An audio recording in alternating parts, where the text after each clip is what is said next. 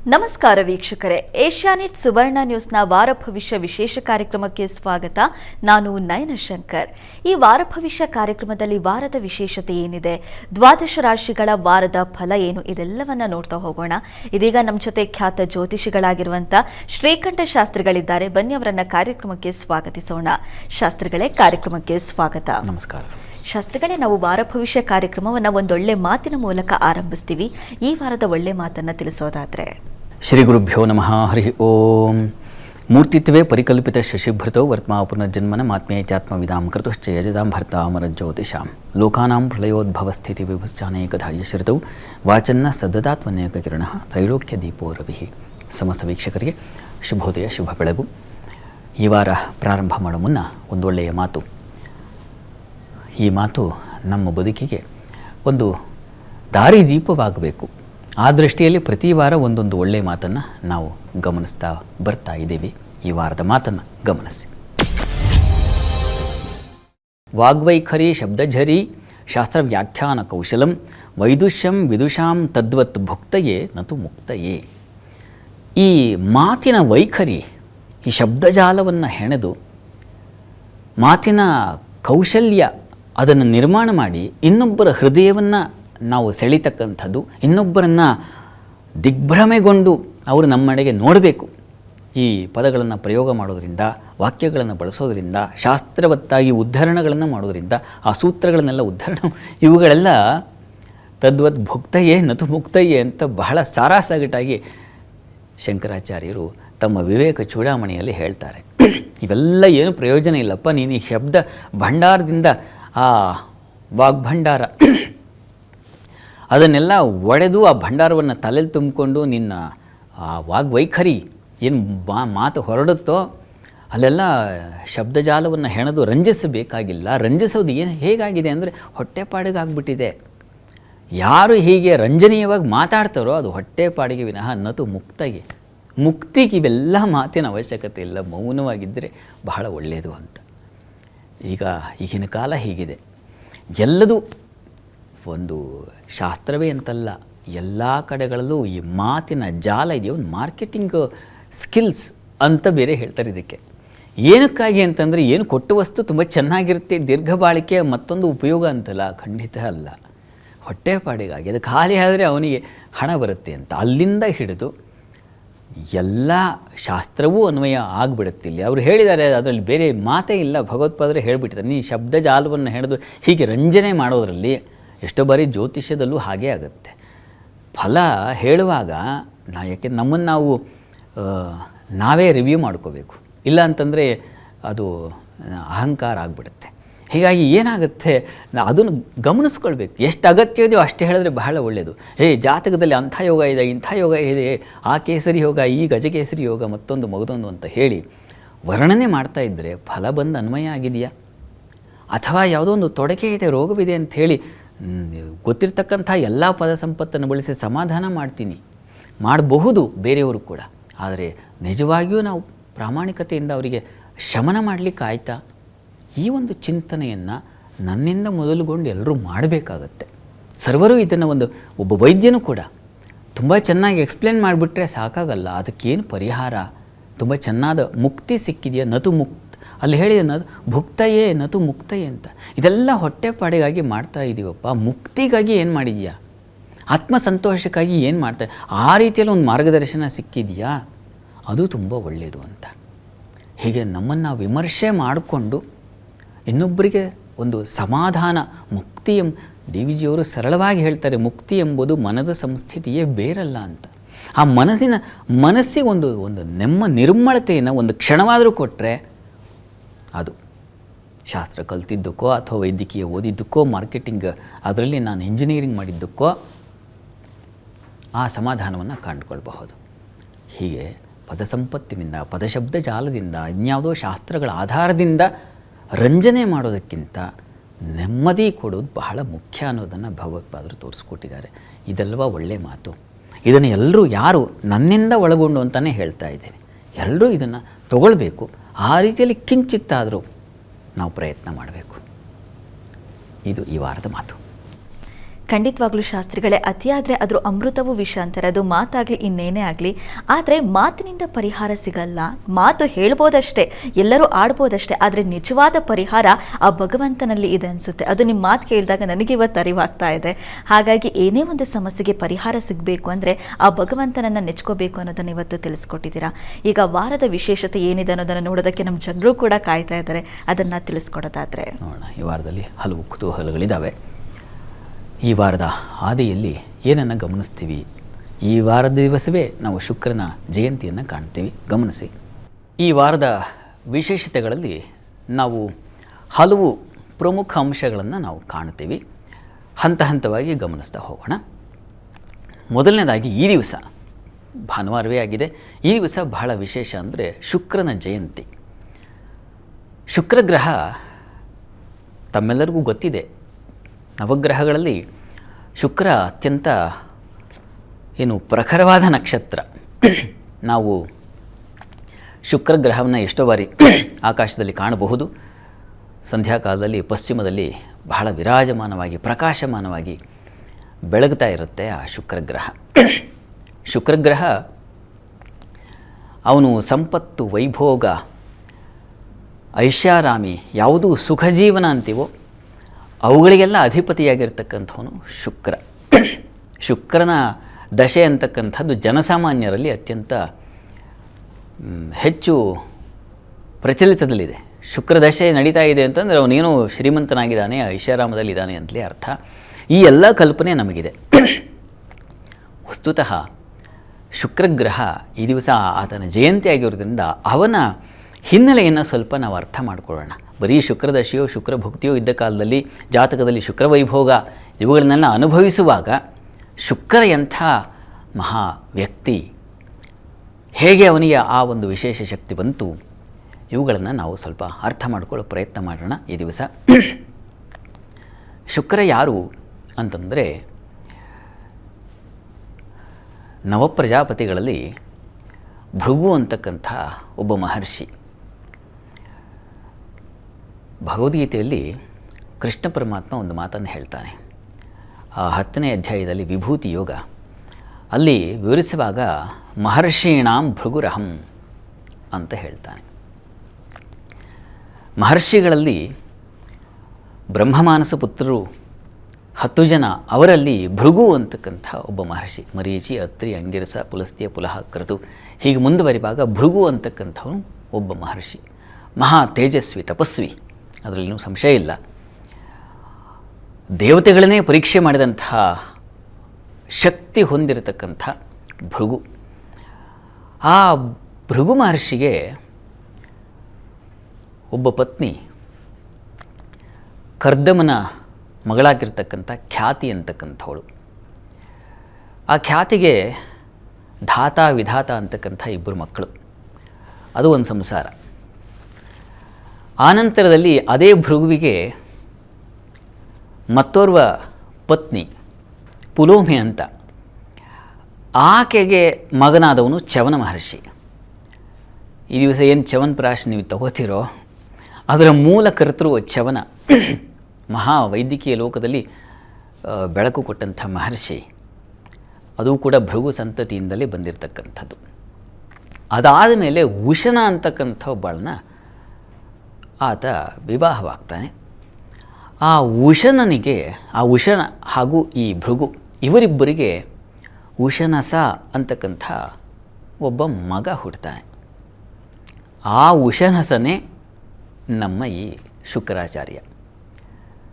ಶುಕ್ರಾಚಾರ್ಯ ಅಂತ ಹೆಸರು ಬಂದದ್ದು ಆಮೇಲೆ. ಆತನ ಹೆಸರು ಉಶನಸ ಅಂತ. ಈತ ಒಮ್ಮೆ ಕುಬೇರ, ತಮ್ಮೆಲ್ಲರಿಗೂ ಗೊತ್ತಿದೆ ಕುಬೇರ. ಯಾರಿಗಾದರೂ ದುಡ್ಡು ಸಂಪತ್ತು ಚೆನ್ನಾಗಿರಬೇಕು ಅಂತಂದರೆ, ಚೆನ್ನಾಗಿ ಉಳಿಸ್ಕೋಬೇಕು, ಗಳಿಸಿದ್ದನ್ನು ಉಳಿಸ್ಕೋಬೇಕು ಅಂದರೆ ಕುಬೇರನ ಆರಾಧನೆಯನ್ನು ಮಾಡಬೇಕು ಅಂತ ನಮ್ಮಲ್ಲಿ ಹೇಳ್ತಾರೆ. ಅವನು ಸಂಪತ್ತಿಗೆ ಅಧಿಪತಿ. ಈಶ್ವರನ ಆ ತಳದಲ್ಲಿರ್ತಕ್ಕಂಥ ಅಲಕಾನಂದ ಅನ್ನುವಂಥ ನಗರಿಗೆ ಅವನೇ ಅಧೀಶ್ವರ. ಅವನ ಸಂಪತ್ತನ್ನು ಇವನು ಅಪಹರಿಸಿಬಿಡ್ತಾನೆ, ಈ ಉಶನಸ ಅಂತಕ್ಕಂಥವನು. ಅದು ಈಶ್ವರನಿಗೆ ಮಹಾಕೋಪ ತಂದುಬಿಡುತ್ತೆ. ಕುಬೇರ ಹೋಗಿ ಹೇಳ್ಕೊಳ್ತಾನೆ, ಇದು ನನ್ನ ಸಂಪತ್ತನ್ನು ಹೀಗೆ ಆ ಭೃಗುವಿನ ಮಗ ಅಪಹರಿಸಿಬಿಟ್ಟಿದ್ದಾನೆ ಆ ಉಶನಸ ಅಂತಕ್ಕಂಥವನು ನೋಡುವಂತ. ಹಾಗೆಲ್ಲ ಇನ್ನೊಬ್ಬರ ಸಂಪತ್ತಿಗೆ ಕೈ ಹಾಕಬಾರ್ದು, ಅದು ಧರ್ಮ ವಿರೋಧವಾಗತ್ತೆ. ಇದು ಈಶ್ವರನಿಗೆ ಇಷ್ಟ ಆಗೋದಿಲ್ಲ. ಯಾಕೆಂದರೆ ಅವನು ಧರ್ಮಸ್ವರೂಪಿ, ಅವನ ವಾಹನವೇ ವೃಷಭ, ಧರ್ಮ ಸಂಕೇತ. ಹೀಗಿರುವಾಗ ಅವನು ಎಂಥ ಧರ್ಮಮೂರ್ತಿ, ಅವನಿಗೆ ಈ ಚೇಷ್ಟೆ ಇಷ್ಟ ಆಗೋದಿಲ್ಲ. ಹೀಗಾಗಿ ಅವನನ್ನು ಪಾಠ ಕಲಿಸಬೇಕು ಅಂಥೇಳಿ ಅವನು ಸಂಹರಿಸಿಬಿಡ್ತೀನಿ ಅಂಥೇಳಿ ಉಗ್ರ ಸ್ವರೂಪವನ್ನು ತಾಳಿ ಹೊರಟ. ಆಗಿನೂ ಶುಕ್ರಾಚಾರ್ಯ ಆಗಿರಲಿಲ್ಲ, ಉಶನಸ ಪಾಪ ಪರದಾಡಿಬಿಟ್ಟ, ಎಲ್ಲಿ ಹೋಗೋದು ಏನು ಕತೆ ಅಂತ ಗೊತ್ತಾಗದೆ ಆ ಈಶ್ವರನ ಕೋಪ ಆ ಪ್ರತಾಪಗಳನ್ನು ನೋಡಿ ಭಯಗೊಂಡು ಈಶ್ವರನ ಹಸ್ತವನ್ನು ಸೇರಿಬಿಟ್ಟ. ಈಶ್ವರನಿಗೆ ಅದು ಗೊತ್ತಾಗಲ್ವಾ, ಅವನು ಪ್ರಪಂಚವನ್ನೆಲ್ಲ ಕಣ್ಣಾಗಿಟ್ಕೊಂಡಿರ್ತಕ್ಕಂಥವನು. ಹಸ್ತದಲ್ಲಿ ಇದ್ದಂಥವನನ್ನು ತೆಗೆದು ನುಂಗಿಬಿಟ್ಟ ಮತ್ತು ಎಲ್ಲ ರಂಧ್ರಗಳನ್ನು ಬಂಧನ ಮಾಡಿಬಿಟ್ಟ. ಮೂತ್ರ ವಿಸರ್ಜನೆಯಾಗುವ ಒಂದು ರಂಧ್ರವನ್ನು ಬಿಟ್ಟು ಉಳಿದೆಲ್ಲ ರಂಧ್ರಗಳನ್ನು ಭದ್ರ ಮಾಡಿಬಿಟ್ಟ. ಶುಕ್ರಾಚಾರ್ಯನೇ ಒಳಗಡೆ ಒದ್ದಾಟ ಶುರುವಾಯಿತು, ಹೇಗೆ ಹೊರಗೆ ಬರೋದು ಅಂತ. ಅದೊಂದು ದಾರಿ ಬಾಕಿ ಇತ್ತಲ್ಲ, ಹೊರಗೆ ಬಂದುಬಿಟ್ಟ. ಪಾರ್ವತಿ ಪಕ್ಕದಲ್ಲಿದ್ದವಳು ಇದನ್ನೆಲ್ಲ ನೋಡ್ತಾ ಇದ್ಲು. ಯಾಕೆ ಅವನಿಗೆ ಅಷ್ಟು ಹಿಂಸೆ ಮಾಡ್ತಾ ಇದ್ದೀರಾ, ಬಿಟ್ಬಿಡಿ ಎತ್ಲಾಗೆ ಅಂತ. ಹೇಗೆ ಬಿಡೋದು, ಅವನು ಈ ತಪ್ಪು ಮಾಡಿಲ್ವಾ ಅಂತ. ಆಯಿತು, ಈಗ ನಿನ್ನ ಶರೀರವನ್ನು ಸೇರಿ ನಿನ್ನೊಳಗಿಂದ ಅವನು ಹೊರಗೆ ಬಂದಿದ್ದಾನಲ್ವ ಈಗ, ಹೀಗಾಗಿ ನಮ್ಮ ಮಗ ಆಗಿದ್ದಾನೀಗ, ನೀನೇ ಜನ್ಮ ಕೊಟ್ಟ ಮಗ ಆಗಿದ್ದಾನೆ, ಅವನಿಗೆ ಹೊಸ ಜನ್ಮ ಬಂದಿದೆ, ಬಿಟ್ಬಿಡು ಅಂತ ಹೇಳಿ ಆಗ ಅವನಿಗೆ ಆ ಶುಕ್ರಾಚಾರ್ಯ ಅಂತ ನಾಮಕರಣ ಮಾಡಿ ಅವನಿಗೆ ಒಂದು ಉಪದೇಶವನ್ನು ಮಾಡಿ ಅನುಗ್ರಹಿಸಿದ. ಆಗ ಶುಕ್ರ ಕಣಧೂಮಪಾನ ವ್ರತ ಅಂತಕ್ಕಂಥ ಒಂದು ವಿಶಿಷ್ಟವಾದ ವ್ರತವನ್ನು ಅನುಷ್ಠಾನ ಮಾಡಿ ನಂತರ ಈಶ್ವರನ ಕೃಪೆಯಿಂದಲೇ ಮೃತ ಸಂಜೀವಿನಿ ವಿದ್ಯೆಯನ್ನು ಸಂಪಾದನೆ ಮಾಡಿ ರಾಕ್ಷಸರಿಗೆಲ್ಲ ದೈತ್ಯರಿಗೆ ಆತ ಮಹರ್ಷಿ ಅಂತ ಅನ್ನಿಸ್ಕೊಂಡು ಹಾಗೆ ಒಂದು ವಿಶಿಷ್ಟ ಗುರುಸ್ಥಾನವನ್ನು ಪಡೆದಂಥವನು. ಈಶ್ವರನ ಮಗನೇ ಆಗಿರತಕ್ಕಂಥ ಶುಕ್ರ ಈ ದಿವಸ ನಮ್ಮ ಎಲ್ಲ ಪ್ರಾಣಿ ಸಂಕುಲಕ್ಕೆ, ಜನಸಂಕುಲಕ್ಕೆ, ಎಲ್ಲ ಜೀವಿಗಳಿಗೆ ಆತ ಜೀವೋತ್ಪನ್ನ ಕಾರಕವನ್ನು ತುಂಬುತ್ತಾ ಮಂಗಳಪ್ರದವಾದ ಅನುಗ್ರಹಗಳನ್ನು ಮಾಡ್ತಾ ಅನೇಕ ಬದುಕಿಗೆ, ಎಲ್ಲರ ಬದುಕಿಗೆ ಆತ ಒಂದು ರೀತಿಯ ಶಾಂತಿ, ಸಮಾಧಾನ, ಸೌಖ್ಯ, ಸಮೃದ್ಧಿಗಳನ್ನು ತುಂಬುತ್ತಾ ಎಲ್ಲರಲ್ಲೂ ಆತ ನೆಲೆಸಿ ಜೀವನ ಆನಂದ ಹೊಂದಿದೆ ಅಂತಂದರೆ ಅದು ಶುಕ್ರನ ಕಾರಣದಿಂದಾಗಿ ಅನ್ನುವಷ್ಟರ ಮಟ್ಟಿಗೆ ಆತ ಈ ದಿವಸ ನಮ್ಮ ಗ್ರಹಗಳಲ್ಲಿ ವಿರಾಜಮಾನರಾಗಿದ್ದಾನೆ. ಭಗವದ್ಗೀತೆಯಲ್ಲಿ ಕೃಷ್ಣ ಮಹರ್ಷೀಣಾಂ ಭೃಗುರಹಂ ಅಂತ ಹೇಳಿದ ಹಾಗೆ ಕವೀನಾಂ ಉಶನಾ ಕವಿಹಿ ಅಂತಲೂ ಹೇಳಿದ್ದಾನೆ. ಅತ್ತ ಭೃಗುವನ್ನೂ ನೆನೆಸಿಕೊಂಡು ಅವನ ಮಗನಾಗಿರತಕ್ಕಂಥ ಶುಕ್ರಾಚಾರ್ಯರನ್ನು ಶ್ರೀಕೃಷ್ಣ ಪರಮಾತ್ಮ ಕವಿಗಳಲ್ಲಿ ಕವಿ ಅಂತಂದರೆ ವಸ್ತುತಃ ನಾವೇನೋ ಪದ್ಯ ರಚನೆಕಾರ ಮತ್ತೊಂದು ಕಾವ್ಯ ರಚನ ಅಂತ ಅಂದುಕೊಳ್ಳುವ ಹಾಗೆ ಇನ್ನೊಂದು ಅರ್ಥ ಇದೆ, ಜ್ಞಾನಿ ಅಂತಲೂ ಅರ್ಥ ಇದೆ.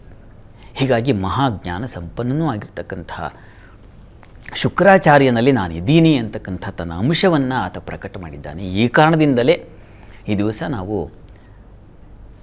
ಒಂದು ದಾಂಪತ್ಯದಲ್ಲಿ ಸೌಖ್ಯ ಸಮೃದ್ಧಿಯನ್ನು ಕಾಣ್ತಾ ಇದ್ದೀವಿ ಅಂತಂದರೆ ಒಂದು ಹೆಣ್ಣು ಗಂಡು ಅತ್ಯಂತ ರಮಣೀಯವಾಗಿ ಆನಂದಮಯವಾಗಿ ಇದ್ದಾರೆ, ಜೀವಿಸ್ತಾ ಇದ್ದಾರೆ ಅಂತಂದರೆ ಅದಕ್ಕೆ ಕಾರಣೀಕರ್ತನಾಗಿದ್ದಾನೆ ಶುಕ್ರ. ಇಂತಹ ಶುಕ್ರಾಚಾರ್ಯರು ಈ ದಿವಸ ಜನಿಸಿದ್ದು. ಈ ಒಂದು ಜಯಂತಿಯನ್ನು ನಾವು ಈ ದಿವಸ ಆರಾಧಿಸಬೇಕು. ಶುಕ್ರನ ಪ್ರಾರ್ಥನೆ, ಶುಕ್ರನ ಸ್ತೋತ್ರ ಇತ್ಯಾದಿಗಳನ್ನು ಹೇಳಿಕೊಳ್ಳೋದ್ರ ಜೊತೆಗೆ ಶುಕ್ರನಿಗೆ ಅತ್ಯಂತ ಪ್ರೀತಿಪಾತ್ರವಾಗಿರತಕ್ಕಂಥ ಬಿಳಿ ವಸ್ತ್ರವನ್ನು ಹಾಗೂ ಅವರೇ ಕಾಳನ್ನು ದಾನ ಮಾಡ್ತಕ್ಕಂಥದ್ದು ಮಹಾಲಕ್ಷ್ಮಿ ಸನ್ನಿಧಾನಕ್ಕೆ. ಮಹಾಲಕ್ಷ್ಮಿ ಕೂಡ ಭೃಗು ಸಂಜಾತೆ ತಾನೆ. ಆ ಭೃಗುವಿನ ವಂಶದಲ್ಲಿ ಹೇಗೆ ಆ ಖ್ಯಾತಿಯ ಮಕ್ಕಳು ಧಾತ ವಿಧಾತ ಅಂತ ಹೇಳಿದ್ನೋ ಹಾಗೆ ಶ್ರೀ ಈಕೆ ಕೂಡ ಜನಿಸಿದವಳು. ಹೀಗಾಗಿ ಇವಳನ್ನು ಆರಾಧಿಸಿದರೆ ಶುಕ್ರನಿಗೆ ತುಂಬ ಇಷ್ಟ ಅಂತ ಮಹಾಲಕ್ಷ್ಮಿ ಆರಾಧನೆಯನ್ನು ಹೇಳಿದೆ. ಹೀಗಾಗಿ ಈ ದಿವಸ ಶುಕ್ರನ ಪ್ರೀತ್ಯರ್ಥವಾಗಿ ಅವನ ಅನುಗ್ರಹ ಸಿಗಬೇಕು ಅಂದರೆ ಮಹಾಲಕ್ಷ್ಮಿಯ ಪ್ರಾರ್ಥನೆ ಮಾಡಬೇಕು. ಹೀಗಾಗಿ ಮಹಾಲಕ್ಷ್ಮಿಯನ್ನು ಆರಾಧನೆ ಮಾಡ್ತಕ್ಕಂಥದ್ದು ಈ ದಿವಸ ಅಷ್ಟೋತ್ತರ ಹೇಳೋದು. ಹೇಗೋ ನಿಮಗೆ ಯಾವ ರೀತಿಯಲ್ಲಿ ಆಕೆಯನ್ನು ಆರಾಧಿಸಬೇಕು ಅನಿಸುತ್ತೋ ಆ ರೀತಿಯಲ್ಲಿ ಆಕೆಯ ಸ್ಮರಣೆ, ಧ್ಯಾನ, ತಪಸ್ಸುಗಳನ್ನು ಮಾಡೋದು ಒಳಿತು ಈ ದಿವಸ. ಇದಾದ ನಂತರದಲ್ಲಿ ನಾವು ನಾಳೆ ದಿವಸ ಸೋಮಪ್ರದೋಷವನ್ನು ಕಾಣ್ತೀವಿ. ಸೋಮಪ್ರದೋಷ ತಮ್ಮೆಲ್ಲರಿಗೂ ಗೊತ್ತಿದೆ, ಎಷ್ಟು ಬಾರಿ ಹೇಳಿದ್ದೀನಿ. ಪ್ರದೋಷ ಅಂತಂದರೆ ಸಂಧ್ಯೆ ಕಳೆದು ರಾತ್ರಿ ಆಗುವ ಪ್ರಾರಂಭ. ದೋಷಾಯಾಃ ಪ್ರಾರಂಭ ಪ್ರದೋಷ ಅಂತ. ಹೀಗಾಗಿ ಆ ಕಾಲದಲ್ಲಿ ಸಾಂಬ ಸದಾಶಿವರ ಪ್ರಾರ್ಥನೆಯನ್ನು ಮಾಡೋದರಿಂದ ಶತ್ರುಗಳನ್ನು ಗೆಲ್ಲಬಹುದು. ಅಂತರಂಗ ಶತ್ರುಗಳಿಂದ ಹಿಡಿದು ಬಹಿರಂಗ ಶತ್ರುಗಳವರೆಗೆ ಎಲ್ಲರನ್ನೂ ಯಾರು ನಮಗೆ ಅಹಿತವನ್ನು ಉಂಟು ಮಾಡ್ತಾರೋ ಅವರೆಲ್ಲ ಶತ್ರುಗಳೇ. ಅವರನ್ನು ನಾವು ಮೆಟ್ಟಿ ನಿಲ್ಲಬಹುದು ಈ ಒಂದು ಪ್ರದೋಷ ಪೂಜೆಯಿಂದ. ಆ ವೃತ್ರಾಸುರನ ಸಂಹಾರಕ್ಕೆ ಇಂದ್ರ ಪೂಜೆ ಮಾಡಿದಂಥ ವಿಶಿಷ್ಟವಾದ ವ್ರತ ಇದು ಅಂತ ನಮ್ಮಲ್ಲಿ ಉಲ್ಲೇಖವಿದೆ. ಈ ಕಾರಣದಿಂದಾಗಿ ಯಾರು ಪ್ರದೋಷ ಪೂಜೆ ಮಾಡ್ತಾರೋ ಅವರಿಗೆ ಬಹಳ ವಿಶಿಷ್ಟವಾದ ಅನುಗ್ರಹವನ್ನು ಉಂಟು ಮಾಡ್ತಾನೆ ಆ ಪರಮೇಶ್ವರ. ಸಾಂಬ ಸಹಿತ ಅಂದರೆ ಆ ಅಮ್ಮನವರ ಸಹಿತವಾದ ಶಿವನನ್ನು ಆರಾಧನೆ ಮಾಡಬೇಕು ಅಂತಿದೆ, ತಪ್ಪದೆ ಮಾಡಿ. ಅದಾದ ಮೇಲೆ ನಾವು ಬುಧವಾರ ಕಾಣ್ತಕ್ಕಂಥದ್ದು ಬೆಂಗಳೂರಿನ ಕರಗ. ಅದು ಕೂಡ ತುಂಬ ಪ್ರಸಿದ್ಧವಾದದ್ದು. ಬೆಂಗಳೂರಿನ ಕರಗ ಎಷ್ಟೋ ವರ್ಷಗಳಿಂದಲೂ ನಡ್ಕೊಂಡು ಬಂದಿದೆ. ಅಲ್ಲಿ ಆ ಕರಗ ಅಂತಂದರೆ ವಸ್ತುತಃ ಕಳಶ ಅಂತ ಸ್ವರೂಪ. ಅದು ಆ ಕಳಶವನ್ನು ಧಾರಣೆ ಮಾಡಿ ಆ ಹೊತ್ತು ತಿರುಗೋದು ಅದು ಸಾಮಾನ್ಯ ಸಂಗತಿಯಲ್ಲ. ಅದಕ್ಕೊಂದು ಆವೇಶ ಆಗುತ್ತೆ. ಅದು ಭಕ್ತರ ಮನಸ್ಸುಗಳಿಗೆ ಒಂದು ವಿಶಿಷ್ಟ ಭಾವನೆಯನ್ನು ಉಂಟು ಮಾಡ್ತಕ್ಕಂಥದ್ದು. ಅದನ್ನು ನೋಡಿದವರಿಗೆ ಒಂದು ರೀತಿಯಲ್ಲಿ ಪರಮಾತ್ಮ ಆ ಭಗವತಿ ಓಡಾಡ್ತಿದ್ದಾಳೇನೋ ಅನ್ನುವ ಭಾವನೆ ಬರುತ್ತೆ. ಇದೆಲ್ಲವೂ ನಮ್ಮ ಭಾವೋನ್ನತಿಯನ್ನು ತರ್ತಕ್ಕಂಥ ವಿಚಾರಗಳು. ಕರಗಕ್ಕೆ ಅದರದೇ ಆದ ಐತಿಹ್ಯ, ಅದರದೇ ಆದ ಮಹತ್ವ ಇದೆ. ಆ ಕರಗದ ವಿಚಾರವನ್ನು ನಾವು ಬುಧವಾರ ದಿವಸ ಸವಿಸ್ತಾರವಾಗಿ ಕಾಣೋಣ. ಇನ್ನು ಅದಾದ ನಂತರದಲ್ಲಿ ನಾವು ಕಾಣ್ತಕ್ಕಂಥದ್ದು ಮಾರನೇ ದಿವಸ 2ನೇ ತಾರೀಕು. ಆ ದಿವಸ ಪೌರ್ಣಮಿ ಆಗಿರುವ ಕಾರಣದಿಂದಾಗಿ ಹನುಮತ್ ಜಯಂತಿಯನ್ನು ನಾವು ಕಾಣ್ತೀವಿ. ಆ ದಿವಸ ಹನುಮಂತ ವಾಯುಪುತ್ರನಾಗಿರ್ತಕ್ಕಂಥವನು. ಹನುಮಂತನ ತೇಜಸ್ಸು, ಅವನ ಪ್ರಭಾವ, ಅವನ ಶಕ್ತಿ ಇತ್ಯಾದಿಗಳನ್ನು ನಾವು ರಾಮಾಯಣದಲ್ಲಿ ಸವಿಸ್ತಾರವಾಗಿ ಆ ಸುಂದರಕಾಂಡದಲ್ಲಿ ಕಿಷ್ಕಿಂಧ ಕಾಂಡದಿಂದ ಪ್ರಾರಂಭವಾಗುತ್ತೆ. ಮೊದಲ ಬಾರಿಗೆ ರಾಮಲಕ್ಷ್ಮಣರು ಬಂದಾಗ ಸುಗ್ರೀವನಿಗೆ ಭಯವಾಗಿ ಯಾರೋ ವಾಲಿಯ ಕಡೆಯವರು ಇರಬೇಕು ನೋಡ್ಕೊಂಬ ಅಂತ ಹೇಳಿ ಈ ಹನುಮಂತನ ಕಳಿಸಿದ್ರೆ ಹನುಮಂತ ಮೊದಲ ಬಾರಿಗೆ ರಾಮರನ್ನು ಭೇಟಿ ಮಾಡಿ ತಮ್ಮ ವಾಕ್ಚಾತುರ್ಯ, ಅಲ್ಲಿ ನಾನ್ ಋಗ್ವೇದ ವಿನೀತಸ್ಯ ನ ಯಜುರ್ವೇದ ಧಾರಣ ನ ಸಮವೇದ ವಿದುಷಃ ಶಕ್ಯಮೇವಂ ಪ್ರಭಾಷಿತಂ ಅಂತ ರಾಮರಿಂದ ಹೊಗಳಿಸ್ಕೊಂಡು ಅಲ್ಲಿಂದ ಶುರುವಾಗುತ್ತೆ ಹನುಮಂತನ ಮೊದಲ ಭೇಟಿಯೇ ಅವನ ಪ್ರತಿಭಾ ಜಾಣ್ಮೆಯನ್ನು ಪ್ರದರ್ಶನ ಮಾಡ್ತಕ್ಕಂಥದ್ದು. ಅವನ ಅವತಾರವೇ ಪ್ರತಿಭೆಯಿಂದಾಗಿದೆ. ಅಲ್ಲೂ ರಾಮಾಯಣದಲ್ಲೂ ಉಲ್ಲೇಖವನ್ನು ಕಾಣ್ತೀವಿ. ಅವನು ಸರ್ವವಾನರ ಮುಖ್ಯೇಶು ಮತಿವಾನ್ ಬಲವಾನಪಿ ಅಂತ ಹೇಳಿರ್ತಕ್ಕಂಥದ್ದು. ಮತಿವಾನ್ ಬೇರೆ ಇನ್ಯಾರಿಗೂ ಉಪಯೋಗಿಸಿಲ್ಲ.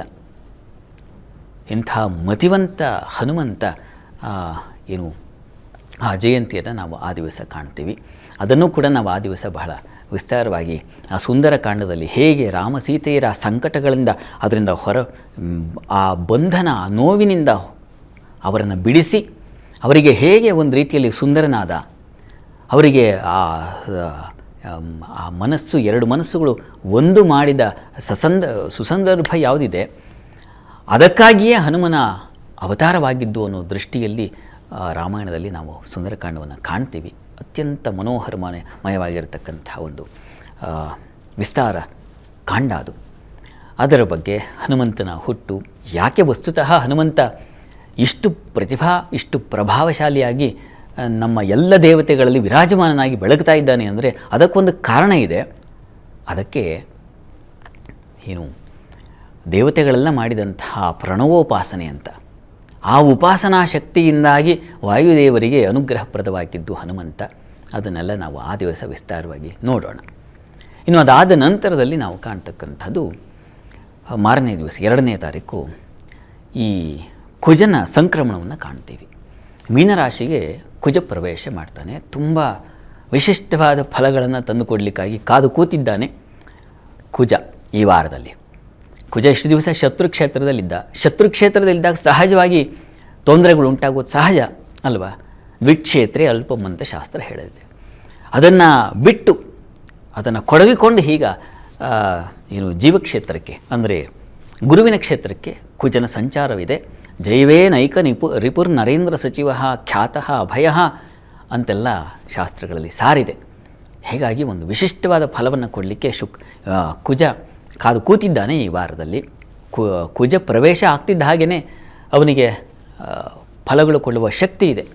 ಈ ಎಲ್ಲ ಶುಭ ಫಲಗಳನ್ನು ಆತ ಹೇಗೆ ಕೊಡ್ತಾನೆ, ಯಾವ ರಾಶಿಗಳಿಗೆ ಕೊಡ್ತಾನೆ ಇತ್ಯಾದಿಗಳನ್ನೆಲ್ಲ ನಾವೀಗ ರಾಶಿ ಫಲವನ್ನು ಗಮನಿಸ್ತಲೇ ನಾವು ನೋಡೋಣ ಯಾವ್ಯಾವ ರಾಶಿ ಯಾವ್ಯಾವ ರೀತಿಯ ಆ ಕುಜನ ಪ್ರಭಾವ, ಕುಜನ ಮಹಿಮೆ ಉಂಟಾಗುತ್ತೆ ಅನ್ನೋದನ್ನು ಗಮನಿಸೋಣ.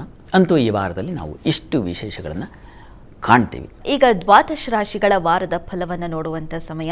ಶ್ರೀಕಂಠಶಾಸ್ತ್ರಿಗಳಿದ್ದಾರೆ, ಬನ್ನಿ ನಿಮ್ಮ ಈ ರಾಶಿಯ ವಾರದ ಭವಿಷ್ಯ ಹೇಗಿದೆ ಅನ್ನೋದನ್ನು ನೋಡ್ತಾ ಹೋಗೋಣ. ಶಾಸ್ತ್ರಿಗಳೇ, ಮೊದಲ 4 ರಾಶಿಗಳ ಈ ವಾರದ ಫಲವನ್ನು ತಿಳಿಸೋದಾದರೆ ಗಮನಿಸೋಣ. ಆಗಲೇ ಹೇಳಿದ ಹಾಗೆ ಕುಜನ ಸಂಕ್ರಮಣವನ್ನು ನಾವು ಈ ವಾರದಲ್ಲಿ ಕಾಣ್ತೀವಿ. ಈ ಕಾರಣದಿಂದಾಗಿ ಕುಜನ ಜೊತೆಗೆ ಚಂದ್ರನನ್ನು ಗಮನಿಸಿಕೊಂಡು ರಾಶಿ ಫಲವನ್ನು ನೋಡ್ತಾ ಹೋಗೋಣ. ಉಳಿದ ಗ್ರಹಗಳನ್ನು ಪರಿಗಣನೆ ಮಾಡ್ತಾ ಮೇಷರಾಶಿಯವರಿಗೆ ವಾರದ ಆದಿಯಲ್ಲಿ ಉದ್ಯೋಗದಲ್ಲಿ ತಕರಾರು ಸಂಭವ ಉಂಟಾಗುವ ಸಾಧ್ಯತೆ ಸೂಚಿಸ್ತಾ ಇದೆ. ಸ್ತ್ರೀಯರಿಗೆ ಆಲೋಚನಾ ಶಕ್ತಿ ಹೆಚ್ಚುತ್ತೆ. ಕಾರಣ ಪಂಚಮ ಸ್ಥಾನದಲ್ಲಿ ಚಂದ್ರ ಇದ್ದಾನೆ, ಚಂದ್ರನಿಗೆ ಪಕ್ಷದ ಬಲ ಇದೆ. ಹೀಗಾಗಿ ಸ್ತ್ರೀಯರಿಗೆ ಬುದ್ಧಿಬಲ, ಬುದ್ಧಿ ಚುರುಕು ಇದನ್ನೆಲ್ಲ ಕಾಣ್ತೀರ. ಬಂಧು ಮಿತ್ರರು ಸ್ವಲ್ಪ ಕಲಹದ ವಾತಾವರಣ ಇರ್ತದೆ. ಕಾರಣ ಮಾಂದಿ ಚತುರ್ಥದಲ್ಲಿ ಉದ್ಭವ ಆಗಿದೆ. ಮಾಂದಿ ಉದಯಾದಾಗ ಅಲ್ಲಿ ಕಲಹಗಳು ಏಳುತ್ತೆ. ಹೀಗಾಗಿ ಚತುರ್ಥ ಸ್ಥಾನವನ್ನು ಹೃದಯ ಸ್ಥಾನ ಅಂತಲೂ ಕರೀತಾರೆ. ಹೀಗಾಗಿ ಹೃದ್ರೋಗಗಳ ಬಾಧೆ ಉಂಟಾಗಬಹುದು. ಸ್ನೇಹಿತರಲ್ಲಿ ಕಲಹ, ಏನೋ ಅಸಮಾಧಾನ, ಏನೋ ಜಗಳ, ಇರುಸು ಮುರುಸು ಈ ರೀತಿ ವಾರದ ಆದಿಯಲ್ಲಿ ಕಾಣ್ತೀರ ನೀವು. ಅದು ಮಾಂದಿ ಕಾರಣದಿಂದಾಗಿ. ಮತ್ತು ಪ್ರಯಾಣದಲ್ಲಿ ತೊಡಕುಗಳು ಉಂಟಾಗ್ತಕ್ಕಂಥದ್ದು, ವಿಘ್ನಗಳು, ಮತ್ತಿನ್ನೇನೋ ರಸ್ತೆಯಲ್ಲೇ ಜಗಳ, ಕಲಹ ಮತ್ತೊಂದು, ಅಥವಾ ನೀವೇ ಸ್ಪೀಡಾಗಿ ಪ್ರಯಾಣ ಮಾಡಿ ಮಧ್ಯದಲ್ಲಿ ಜಾರಿ ಬಿದ್ದುಬಿಡ್ತಕ್ಕಂಥ ಸಾಧ್ಯತೆಗಳು, ಪ್ರಯಾಣ ಪ್ರಮಾದ ಅಂತ ಹೇಳ್ತಾರೆ. ಆ ರೀತಿಯ ಒಂದು ತೊಡಕನ್ನು ಕಾಣುವ ಸಾಧ್ಯತೆ ಇದೆ. ಸ್ವಲ್ಪ ಹುಷಾರಾಗಿರಿ. ಆದರೆ ಧನಾಧಿಪತಿ ಮತ್ತು ಕುಟುಂಬದ ಅಧಿಪತಿ ಶುಕ್ರ ಜನ್ಮದಲ್ಲಿರ್ತಕ್ಕಂಥ ತುಂಬ ಒಳ್ಳೆಯದು. ಹೀಗಾಗಿ ವಸ್ತ್ರ ವ್ಯಾಪಾರಿಗಳಿಗೆ ಹೆಚ್ಚಿನ ಅನುಕೂಲ ಇದೆ. ಕುಟುಂಬದಲ್ಲಿ ಸ್ತ್ರೀಯರಿಗೆ ಗೌರವ, ಮನ್ನಣೆ ಸಿಗ್ತಕ್ಕಂಥ ಸಾಧ್ಯತೆ ಕೂಡ ಇದೆ. ಅದನ್ನು ಗಮನಿಸ್ಕೊಳ್ಬೇಕು. ಇದ್ರ ಜೊತೆಗಿರ್ತಕ್ಕಂಥ ಶುಭ ಫಲಗಳವು. ಹೀಗಾಗಿ ಶುಭ ಫಲ ಇದೆ ಅಂದಾಗ ಮನಸ್ಸಿಗೆ ಒಂದು ನಿರಾಳತೆ ಉಂಟಾಗುತ್ತೆ. ಆ ರೀತಿಯಲ್ಲಿ ಶುಕ್ರ ನಿಮಗೆ ವಾಕ್ರಂಜನೆ, ಮಾತಿನಲ್ಲಿ ರಂಜನೆ ಉಂಟು ಮಾಡಿ ಅದರಿಂದ ಸಮಾಧಾನ, ಸಂತೋಷ ಕಾಣ್ತಕ್ಕಂಥ ಸಾಧ್ಯತೆ ಖಂಡಿತ ಇದೆ. ಚಂದ್ರನ ಬಲವು ಚೆನ್ನಾಗಿರೋದ್ರಿಂದ ಮಕ್ಕಳಿಂದಲೂ ಸಮಾಧಾನ, ಸೌಖ್ಯವನ್ನು ಕಾಣ್ತೀರ. ಈ ರೀತಿಯಲ್ಲಿ ಒಂದು ಉತ್ಕೃಷ್ಟವಾದ ಫಲ ಇದೆ. ಪ್ರಯಾಣ, ಹೃದಯ ರೋಗಗಳ ಬಾಧೆಗಳು ಮತ್ತು ಬಂಧು ಮಿತ್ರರ ವ್ಯತ್ಯಾಸ ಇವುಗಳನ್ನು ಬಿಟ್ಟರೆ ಉಳಿದ ಹಾಗೆಲ್ಲ ಚೆನ್ನಾಗಿದೆ, ಆತಂಕ ಬೇಡ. ಇನ್ನು ವಾರದ ಅಂತ್ಯ ಗಮನಿಸೋಣ. ವಾರಾಂತ್ಯದಲ್ಲಿ ನಿಮಗೆ ನೋಡಿ, ಅಲ್ಲಿ ಕುಜನ ಸಂಕ್ರಮಣ ಆಗ್ತಕ್ಕಂಥದ್ದು. ಹೇಗೆ ಬರ್ತಾನೆ ರಾಶ್ಯಾಧಿಪತಿ. ಹೀಗಾಗಿ ಸ್ವಲ್ಪ ಹುಷಾರಾಗಿರಬೇಕು. ಆರೋಗ್ಯದ ವಿಷಯದಲ್ಲಿ, ವ್ಯಾಪಾರದಲ್ಲಿ ಹೆಚ್ಚಿನ ಹೂಡಿಕೆ ಉಂಟಾಗಬಹುದು. ದಾಂಪತ್ಯದಲ್ಲಿ ಅನ್ಯೋನ್ಯತೆ ತುಂಬ ಚೆನ್ನಾಗಿದೆ. ಮಾರುಕಟ್ಟೆಗಳಲ್ಲಿ ಲಾಭ ಫಲವನ್ನು ಕಾಣ್ತೀರ. ಸ್ತ್ರೀಯರಿಗೆ ಬಲ ತುಂಬ ಚೆನ್ನಾಗಿದೆ. ಕಾರಣ ಚಂದ್ರ ಕೊನೆಯಲ್ಲಿ ಆತ ಷಷ್ಠದಲ್ಲಿ ಸಂಚರಿಸ್ತಾನೆ. ಅದು ಸಾಲದಿಂದಲೋ ಶತ್ರುಗಳಿಂದಲೋ ಹೊರಗೆ ಬರ್ತಕ್ಕಂಥದ್ದು. ಸ್ತ್ರೀಯರಿಗೆ ಅಂಥದ್ದೊಂದು ಶಕ್ತಿ ಬಂದುಬಿಡುತ್ತೆ. ಇದರಿಂದ ಹೇಗೋ ದಾಟ್ಕೋಬೇಕು ನಾನು ಅಂತಕ್ಕಂಥ ಒಂದು ಶಕ್ತಿಯನ್ನು ತೋರಿಸ್ತಾನೆ ಆ ಚಂದ್ರಪ್ಪ. ಹೀಗಾಗಿ ಆ ಅನುಕೂಲಗಳನ್ನು ತಾವು ಕಾಣ್ತೀರ, ಸಂಶಯ ಇಲ್ಲ. ಆದರೆ ರಾಶ್ಯಾಧಿಪತಿ ವ್ಯಯದಲ್ಲಿ ಸಂಚರಿಸುವಾಗ ಆರೋಗ್ಯ ಸ್ವಲ್ಪ ಏರುಪೇರಾಗುತ್ತೆ. ಕಾಲಿಗೆ ಪೆಟ್ಟು ಬೀಳ್ತಕ್ಕಂಥದ್ದು, ಕಾಲಿಗೇನೋ ಸುಟ್ಟು ಗಾಯಗಳು ಈ ಥರದ್ದೇನೋ ಆಗ್ತಕ್ಕಂಥದ್ದು, ಅಥವಾ ಚಾಕು ಚೂರಿ ಮತ್ತೊಂದು ಕಬ್ಬಿಣ ತಾಗಿ ಕಾಲು ಪೆಟ್ಟಾಗ್ತಕ್ಕಂಥ ಸಾಧ್ಯತೆ ಈ ಒಂದು ಲಕ್ಷಣ ಇದೆ. ಹೀಗಾಗಿ ಅಲ್ಲಿ ರವಿ, ಶನಿ ಮತ್ತು ಕುಜ 3 ಜನ ಸೇರಿದಾಗ ಪ್ರಮಾದ ಸಂಭವ ಉಂಟಾಗುತ್ತೆ. ಹೀಗಾಗಿ ಸ್ವಲ್ಪ ಎಚ್ಚರ ಇರಲಿ. ಮತ್ತು ಕರ್ಮಾಧಿಪತಿ ಶನಿಯು ವ್ಯಯದಲ್ಲಿದ್ದು ಜನ್ಮಾಧಿಪತಿಯು ವ್ಯಯದಲ್ಲಿದ್ದಾಗ ವೃತ್ತಿಯಲ್ಲಿ ಸ್ವಲ್ಪ ಅಲುಗಾಟ ಉಂಟಾಗ್ತಕ್ಕಂಥದ್ದು, ವೃತ್ತಿಯಲ್ಲಿ ಸ್ವಲ್ಪ ಮಟ್ಟಿಗೆ ಏನೋ ಒಂದು ಭಯದ ವಾತಾವರಣ ಉಂಟಾಗ್ತಕ್ಕಂಥದ್ದು, ಅಥವಾ ವೃತ್ತಿ ನಿಮಿತ್ತ ಅಲೆದಾಟ, ವೃಥಾ ಅಲೆದಾಡ್ತಾ ಇದ್ದೇನಪ್ಪ, ಏನು ಪ್ರಯೋಜನ ಇಲ್ಲ ಅಂತಕ್ಕಂಥ ಒಂದು ಮನಸ್ಸಿಗೆ ವ್ಯಥೆ ಉಂಟಾಗುವ ಸಾಧ್ಯತೆ, ಹೆಚ್ಚಿನ ಹೂಡಿಕೆಯ ಭಾರವೂ ಉಂಟಾಗ್ಬಿಡ್ತಕ್ಕಂಥದ್ದು ಇದನ್ನೆಲ್ಲ ಸೂಚಿಸ್ತಾ ಇದೆ. ಹೀಗಾಗಿ ಆ ಮಟ್ಟಿಗೆ ಸ್ವಲ್ಪ ಎಚ್ಚರಿಕೆ ಬೇಕು. ಕುಜ ನಿಮ್ಮ ರಾಶಿ ಅಧಿಪತಿಯಾಗಿರಬಹುದು, ಆದರೆ ವೇದದಲ್ಲಿ ಸಂಚರಿಸುವಾಗ ಸ್ವಲ್ಪ ತೊಂದರೆ ಮಾಡ್ತಾನೆ. ಹೀಗಾಗಿ ಸುಬ್ರಹ್ಮಣ್ಯ ಸನ್ನಿಧಾನಕ್ಕೆ ಸ್ವಲ್ಪ ಗೋಧಿ, ತೊಗರಿ ಮತ್ತು ಎಳ್ಳು 3 ಗ್ರಹಗಳಲ್ಲಿದ್ದಾವೆ ವ್ಯಯದಲ್ಲಿ ಪಾಪಗ್ರಹಗಳ ಸಂಚಾರವಾಗುವಾಗ ಆ ಗ್ರಹಗಳಿಗೆ ಆರಾಧನೆ ಮಾಡಬೇಕು. ಈ ದಾನ ತುಂಬ ಸಹಾಯವಾಗುತ್ತೆ. ಸುಬ್ರಹ್ಮಣ್ಯ ಸನ್ನಿಧಾನಕ್ಕೆ ಗೋಧಿ, ಸ್ವಲ್ಪ ತೊಗರಿ, ಸ್ವಲ್ಪ ಎಳ್ಳು ಕೊಟ್ಟು ಬನ್ನಿ. ಸಾಧ್ಯವಾದರೆ ಕೆಂಪು ವಸ್ತ್ರ ದಾನ ಮಾಡಿ, ಕೆಂಪು ಕಲ್ಸಕ್ರೆ ಸುಬ್ರಹ್ಮಣ್ಯ ಸನ್ನಿಧಾನಕ್ಕೆ ಕೊಟ್ಟು ಬನ್ನಿ. ಇದೆಲ್ಲ ತುಂಬ ಸಹಾಯ ನೀವು ನೋಡಿ ಪರೀಕ್ಷೆ ಮಾಡಿ, ಅಷ್ಟು ಒಂದು ಸಹಾಯವನ್ನು ಕಾಣ್ತೀರ. ಇನ್ನು ವೃಷಭ ರಾಶಿಗೆ ಹೋಗೋಣ. ವೃಷಭ ರಾಶಿಯವರಿಗೆ ವಾರದ ಆದಿಯಲ್ಲಿ ವೃತ್ತಿಯಲ್ಲಿ ಅಧಿಕಾರದ ಬಲವನ್ನು ಕಾಣ್ತೀರ. ಕಾರಣ ಅಲ್ಲಿ ಲಾಭದಲ್ಲಿ ರವಿ ಶನಿಯರಿದ್ದಾಗ ಲಾಭವನ್ನೇ ಕಾಣ್ತೀರ, ಸಂಶಯ ಇಲ್ಲ. ಕುಟುಂಬದಲ್ಲಿ ಮಾತಿನ ಬಲ ಚೆನ್ನಾಗಿರ್ತದೆ. ದ್ವಿತೀಯದ ಗುರುವಿನಿಂದಾಗಿ ಮಾತಿನ ಬಲವು ಚೆನ್ನಾಗಿರ್ತದೆ. ಬಂಧು ಮಿತ್ರರಲ್ಲಿ ಆತ್ಮೀಯತೆ ಚೆನ್ನಾಗಿದೆ. ಸ್ವಲ್ಪ ಹುಂಬತನ, ಒರಟುತನ ಕೂಡ ಇದೆ. ತೃತೀಯದಲ್ಲಿ ಮಾಂದಿ ಇದ್ದಾಗ ಸ್ವಲ್ಪ ಹೋರಾಟದ ಸ್ವಭಾವ ಬಂದುಬಿಡುತ್ತೆ. ಯಾವುದನ್ನು ಎದುರಿಸ್ತೀನಿ ಆ ಧೃತಿಶಕ್ತಿ ಬಂದುಬಿಡುತ್ತೆ. ತನ್ಮೂಲಕ ಈ ಕೋಪದವ್ರಿಗೆ ಏನಾಗುತ್ತೆ, ಗಲಾಟೆ ಘರ್ಷಣೆಗಳು ಜಾಸ್ತಿ. ಕೆಲಸ ಆಗಿದೆಯೋ ಇಲ್ವೋ ಬೇರೆ ವಿಚಾರ, ಆದರೆ ತಲೆ ತಗ್ಗಿಸಬಾರ್ದು, ಅಹಂಕಾರ ಖಂಡನೆ ಆಗಬಾರ್ದು. ಆ ರೀತಿಯಲ್ಲಿ ಇರುತ್ತೆ ವೃಷಭ ರಾಶಿಯವರಿಗೆ ವಾರದಾದಿಯಲ್ಲಿ ಮಾಂದಿಯಿಂದಾಗಿ.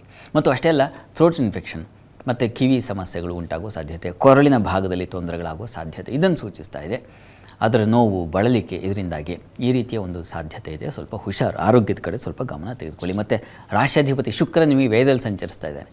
ಮೇಷರಾಶಿಯವರಿಗೆ ಕುಜ ವೇದದಲ್ಲಿ ಸಂಚರಿಸುವಾಗ ಆರೋಗ್ಯ ವ್ಯತ್ಯಾಸ ಅಂತ ಹೇಳಿದ್ನಲ್ಲ, ನಿಮ್ಮ ರಾಶಿಗೆ ಶುಕ್ರ ವೇದಲ್ಲಿದ್ದಾನೆ.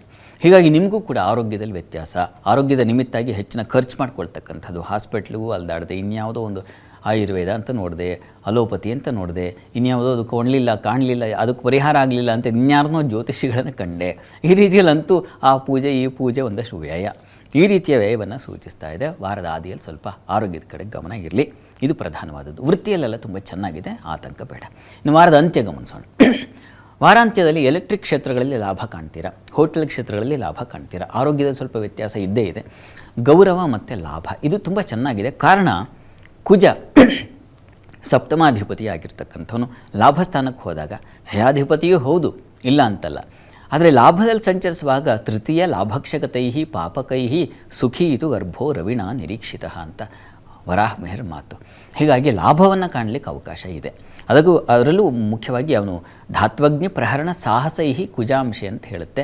ಧಾತು ಲೋಹ ಅಗ್ನಿಗೆ ಸಂಬಂಧಿಸಿರ್ತಕ್ಕಂಥ ಕ್ಷೇತ್ರಗಳಲ್ಲಿ ಅದನ್ನು ನೀವು ಲೆಕ್ಕ ಹಾಕ್ಕೊಳ್ಳಿ, ನಿಮ್ಮ ಯಾವ ಕ್ಷೇತ್ರದಲ್ಲಿದ್ದೀರಾ, ಯಾವ ಫೀಲ್ಡಲ್ಲಿ ಇದ್ದೀರಾ ಅಂತ.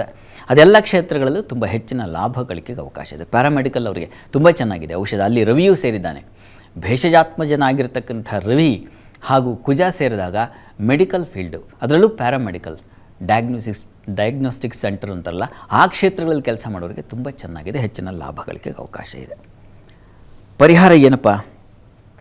ಸಂಗಾತಿಯ ಸಾಮರಸ್ಯ ತುಂಬ ಚೆನ್ನಾಗಿರ್ತದೆ. ವಾರದ ಅಂತ್ಯದಲ್ಲಿ ಚಂದ್ರ ಸಪ್ತಮದ ಸಂಚರಿಸಿದ್ರೆ ಮಾರುಕಟ್ಟೆಗಳಲ್ಲೂ ಹೆಚ್ಚಿನ ಅನುಕೂಲ. ಹೂವಿನ ವ್ಯಾಪಾರಿಗಳಿಗೆ, ಹಾಲಿನ ವ್ಯಾಪಾರಿಗಳಿಗೆಲ್ಲ ತುಂಬ ಚೆನ್ನಾಗಿದೆ. ವಾರಾಂತ್ಯ ನಿಮಗೆ ತುಂಬ ಕೈ ಹಿಡಿಯುತ್ತೆ, ಲಾಭದಾಯಕವಾಗಿರುತ್ತೆ, ಸಂಶಯ ಬೇಡ. ಆರೋಗ್ಯ ನಿಮಿತ್ತ ದುರ್ಗಾ ಕವಚ ಹೇಳ್ಕೊಳ್ಳಿ, ಇದು ಹೆಚ್ಚಿನ ಅನುಕೂಲ ಉಂಟು ಮಾಡಿಕೊಡುತ್ತೆ. ಇನ್ನು ಮಿಥುನ ರಾಶಿಗೆ ಹೋಗೋಣ. ಮಿಥುನ ರಾಶಿಯವರಿಗೆ ವೃತ್ತಿಯಲ್ಲಿ ಅಧಿಕಾರ, ಪ್ರಶಂಸೆ ಸಿಗ್ತಕ್ಕಂಥದ್ದು. ವಿದ್ಯಾರ್ಥಿಗಳಿಗೆ ತೊಂದರೆ ಸಾಧ್ಯತೆ ಸೂಚಿಸ್ತಾ ಇದೆ. ಹಣ, ಕುಟುಂಬ ಘರ್ಷಣೆಗಳು. ಸ್ತ್ರೀಯರಿಗೆ ಸ್ವಲ್ಪ ಧೈರ್ಯ, ಸಾಹಸ ಚೆನ್ನಾಗಿದೆ. ಹುಂಬತನವೂ ಇದೆ, ಆದರೆ ಒರಟುತನವೂ ಇದೆ. ಅಲ್ಲಿ ದ್ವಿತೀಯದಲ್ಲಿ ಮಾಂದಿ ಸಂಚರಿಸುವಾಗ ಒರಟುತನ ಮತ್ತು ಹಣಕಾಸಿನ ತೊಂದರೆಗಳು ಉಂಟಾಗ್ತಕ್ಕಂಥದ್ದು, ಮಾತಿನ ಘರ್ಷಣೆಗಳು. ನಚಾಟು ವಾಕ್ಯಂ ಕಲಹಾಯಮಾನು ನವಿತ್ತ ಧಾನ್ಯಂ ಪರದೇಶವಾಸಿ ಅಂತ. ಮನೆಯಲ್ಲೂ ಇರಲ್ಲ, ಮನೇಲಿ ಇರೋಕ್ಕಾಗಲ್ಲ, ನಾನು ಹೊರಗಡೆ ಇರ್ತೀನಿ, ನಮ್ಮ ಮನೆಗೆ ಕಿರಿಕಿರಿ ಆಗ್ತಾಯಿದೆ. ಈ ರೀತಿಯ ಒಂದು ಸಂದರ್ಭಗಳು ಎದುರಾಗುತ್ತೆ ಮಿಥುನ ರಾಶಿಯವರಿಗೆ ವಾರದ ಆದಿಯಲ್ಲಿ. ಹೀಗಾಗಿ ಸ್ವಲ್ಪ ಎಚ್ಚರ ವಹಿಸಿ, ಕುಟುಂಬದಲ್ಲಿ ಘರ್ಷಣೆಗಳು ಮಾಡ್ಕೋಬೇಡಿ, ಸಮಾಧಾನವಾಗಿರಿ, ಶಾಂತವಾಗಿರಿ. ಜನ್ಮದ ಗುರುವಿದ್ದಾನೆ, ಹೀಗಾಗಿ ಆತಂಕ ಬೇಡ. ಕರ್ಮಸ್ಥಾನ ತುಂಬ ಚೆನ್ನಾಗಿದೆ, ಹೀಗಾಗಿ ವೃತ್ತಿಯಲ್ಲಿ ಅನುಕೂಲ ಇತ್ಯಾದಿ ಕಾಣ್ತೀರಾ, ಯೋಚನೆ ಬೇಡ. ಇನ್ನು ವಾರದ ಅಂತ್ಯ ಗಮನಿಸ್ಕೊಳ್ಳೋಣ. ವಾರಾಂತ್ಯದಲ್ಲಿ ವೃತ್ತಿಯಲ್ಲಿ ಅಧಿಕಾರ ಬಡ್ತಿ ಚೆನ್ನಾಗಿದೆ. ಸ್ನೇಹಿತರು, ಬಂಧುಗಳ ಸಹಕಾರ ಚೆನ್ನಾಗಿರ್ತದೆ. ವಿಶೇಷ ಕಾರ್ಯಗಳ ಜವಾಬ್ದಾರಿಯು ವಹಿಸಲಾಗುತ್ತೆ ನಿಮಗೆ. ವಸ್ತ್ರಾಭರಣ ವ್ಯಾಪಾರಿಗಳಿಗೂ ತುಂಬ ಚೆನ್ನಾಗಿದೆ. ಶುಕ್ರ ಚೆನ್ನಾಗಿದ್ದಾನೆ. ಕುಜನೂ ಕರ್ಮಸ್ಥಾನಕ್ಕೆ ಬಂದಾಗ ದಿಗ್ಬಲ.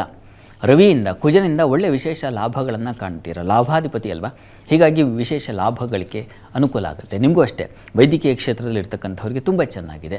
ಮತ್ತು ಯಾವುದು ನಾವು ಈ ಎಲೆಕ್ಟ್ರಾನಿಕ್ಸ್ ಅಂತೀವೋ, ಎಲೆಕ್ಟ್ರಿಕಲ್ ಅಂತೀವೋ, ಅವುಗಳ ಕ್ಷೇತ್ರಗಳಲ್ಲಿ, ಗ್ಯಾರೇಜ್ಗಳಲ್ಲಿ ಕೆಲಸ ಮಾಡ್ತಕ್ಕಂಥವ್ರು ಆಗಬಹುದು. ಹೀಗೆ ಎಲೆಕ್ಟ್ರಿಕ್ ರಿಲೇಟೆಡ್ ಯಾವುದಿದೆ, ಅದು ಬೆಂಕಿ ಎಲ್ಲಿಲ್ಲ ಹೇಳಿ, ಎಲ್ಲ ಕಡೆಗೂ ಒಂದಲ್ಲ ಒಂದು ಕನೆಕ್ಟ್ ಆಗಿರುತ್ತೆ. ಆ ರೀತಿಯಲ್ಲೆಲ್ಲ ಹೆಚ್ಚಿನ ಶುಭ ಫಲ ಕಾಣಲಿಕ್ಕೆ ಅವಕಾಶ ಇದೆ. ಮುಖ್ಯವಾಗಿ ಪೊಲೀಸ್ ಡಿಪಾರ್ಟ್ಮೆಂಟು, ಸರ್ಕಾರ ಕ್ಷೇತ್ರಗಳಲ್ಲಿ ಕೆಲಸ ಮಾಡೋರು, ಅಲ್ಲೆಲ್ಲ ತುಂಬ ಚೆನ್ನಾಗಿದೆ. ಯಾಕೆಂದರೆ ರವಿ, ಶನೈಶ್ಚರ, ಕುಜ ಅಷ್ಟೂ ಜನ ಕರ್ಮಸ್ಥಾನದಲ್ಲಿ ಸಂಚರಿಸುವಾಗ ಹೆಚ್ಚಿನ ಬಲ ಕಾಣಬಹುದು. ಪ್ರಾರ್ಥನೆಗೆ ಕೊಲ್ಲೂರು ಮೂಕಾಂಬಿಕಾ ಸನ್ನಿಧಾನ ಸಾಧ್ಯವಾದರೆ ಹೋಗಿ ಬನ್ನಿ, ಇಲ್ಲ ಸ್ಮರಣೆ ಮಾಡಿದ್ರೂ ಆಗುತ್ತೆ. ಈ ಪ್ರಾರ್ಥನೆ ತುಂಬ ಸಹಾಯವಾಗುತ್ತೆ ಈ ವಾರದಲ್ಲಿ. ಇನ್ನು ಕರ್ಕಟಕ ರಾಶಿ ನೋಡೋಣ. ಕರ್ಕಟಕ ರಾಶಿಯವರಿಗೆ ವಸ್ತ್ರಾಲಂಕಾರ ಕ್ಷೇತ್ರದಲ್ಲಿ ಹೆಚ್ಚಿನ ಅನುಕೂಲ. ಆರೋಗ್ಯದಲ್ಲಿ ಸ್ವಲ್ಪ ಏರುಪೇರಾಗುತ್ತೆ. ವೃತ್ತಿಯಲ್ಲಿ ಸಂದಿಗ್ಧ ವಾತಾವರಣಗಳನ್ನು ಸೂಚಿಸ್ತಾ ಇದೆ. ಸ್ತ್ರೀಯರಿಗೆ ಸ್ವಲ್ಪ ಧನ ಲಾಭ. ಸ್ತ್ರೀಯರಿಗೆ ವಾರದ ಆದಿಯಲ್ಲಿ ಜನ್ಮಾಧಿಪತಿ ಧನಸ್ಥಾನದಲ್ಲಿದ್ದಾಗ ಧನ ಲಾಭ ಉಂಟಾಗುತ್ತೆ.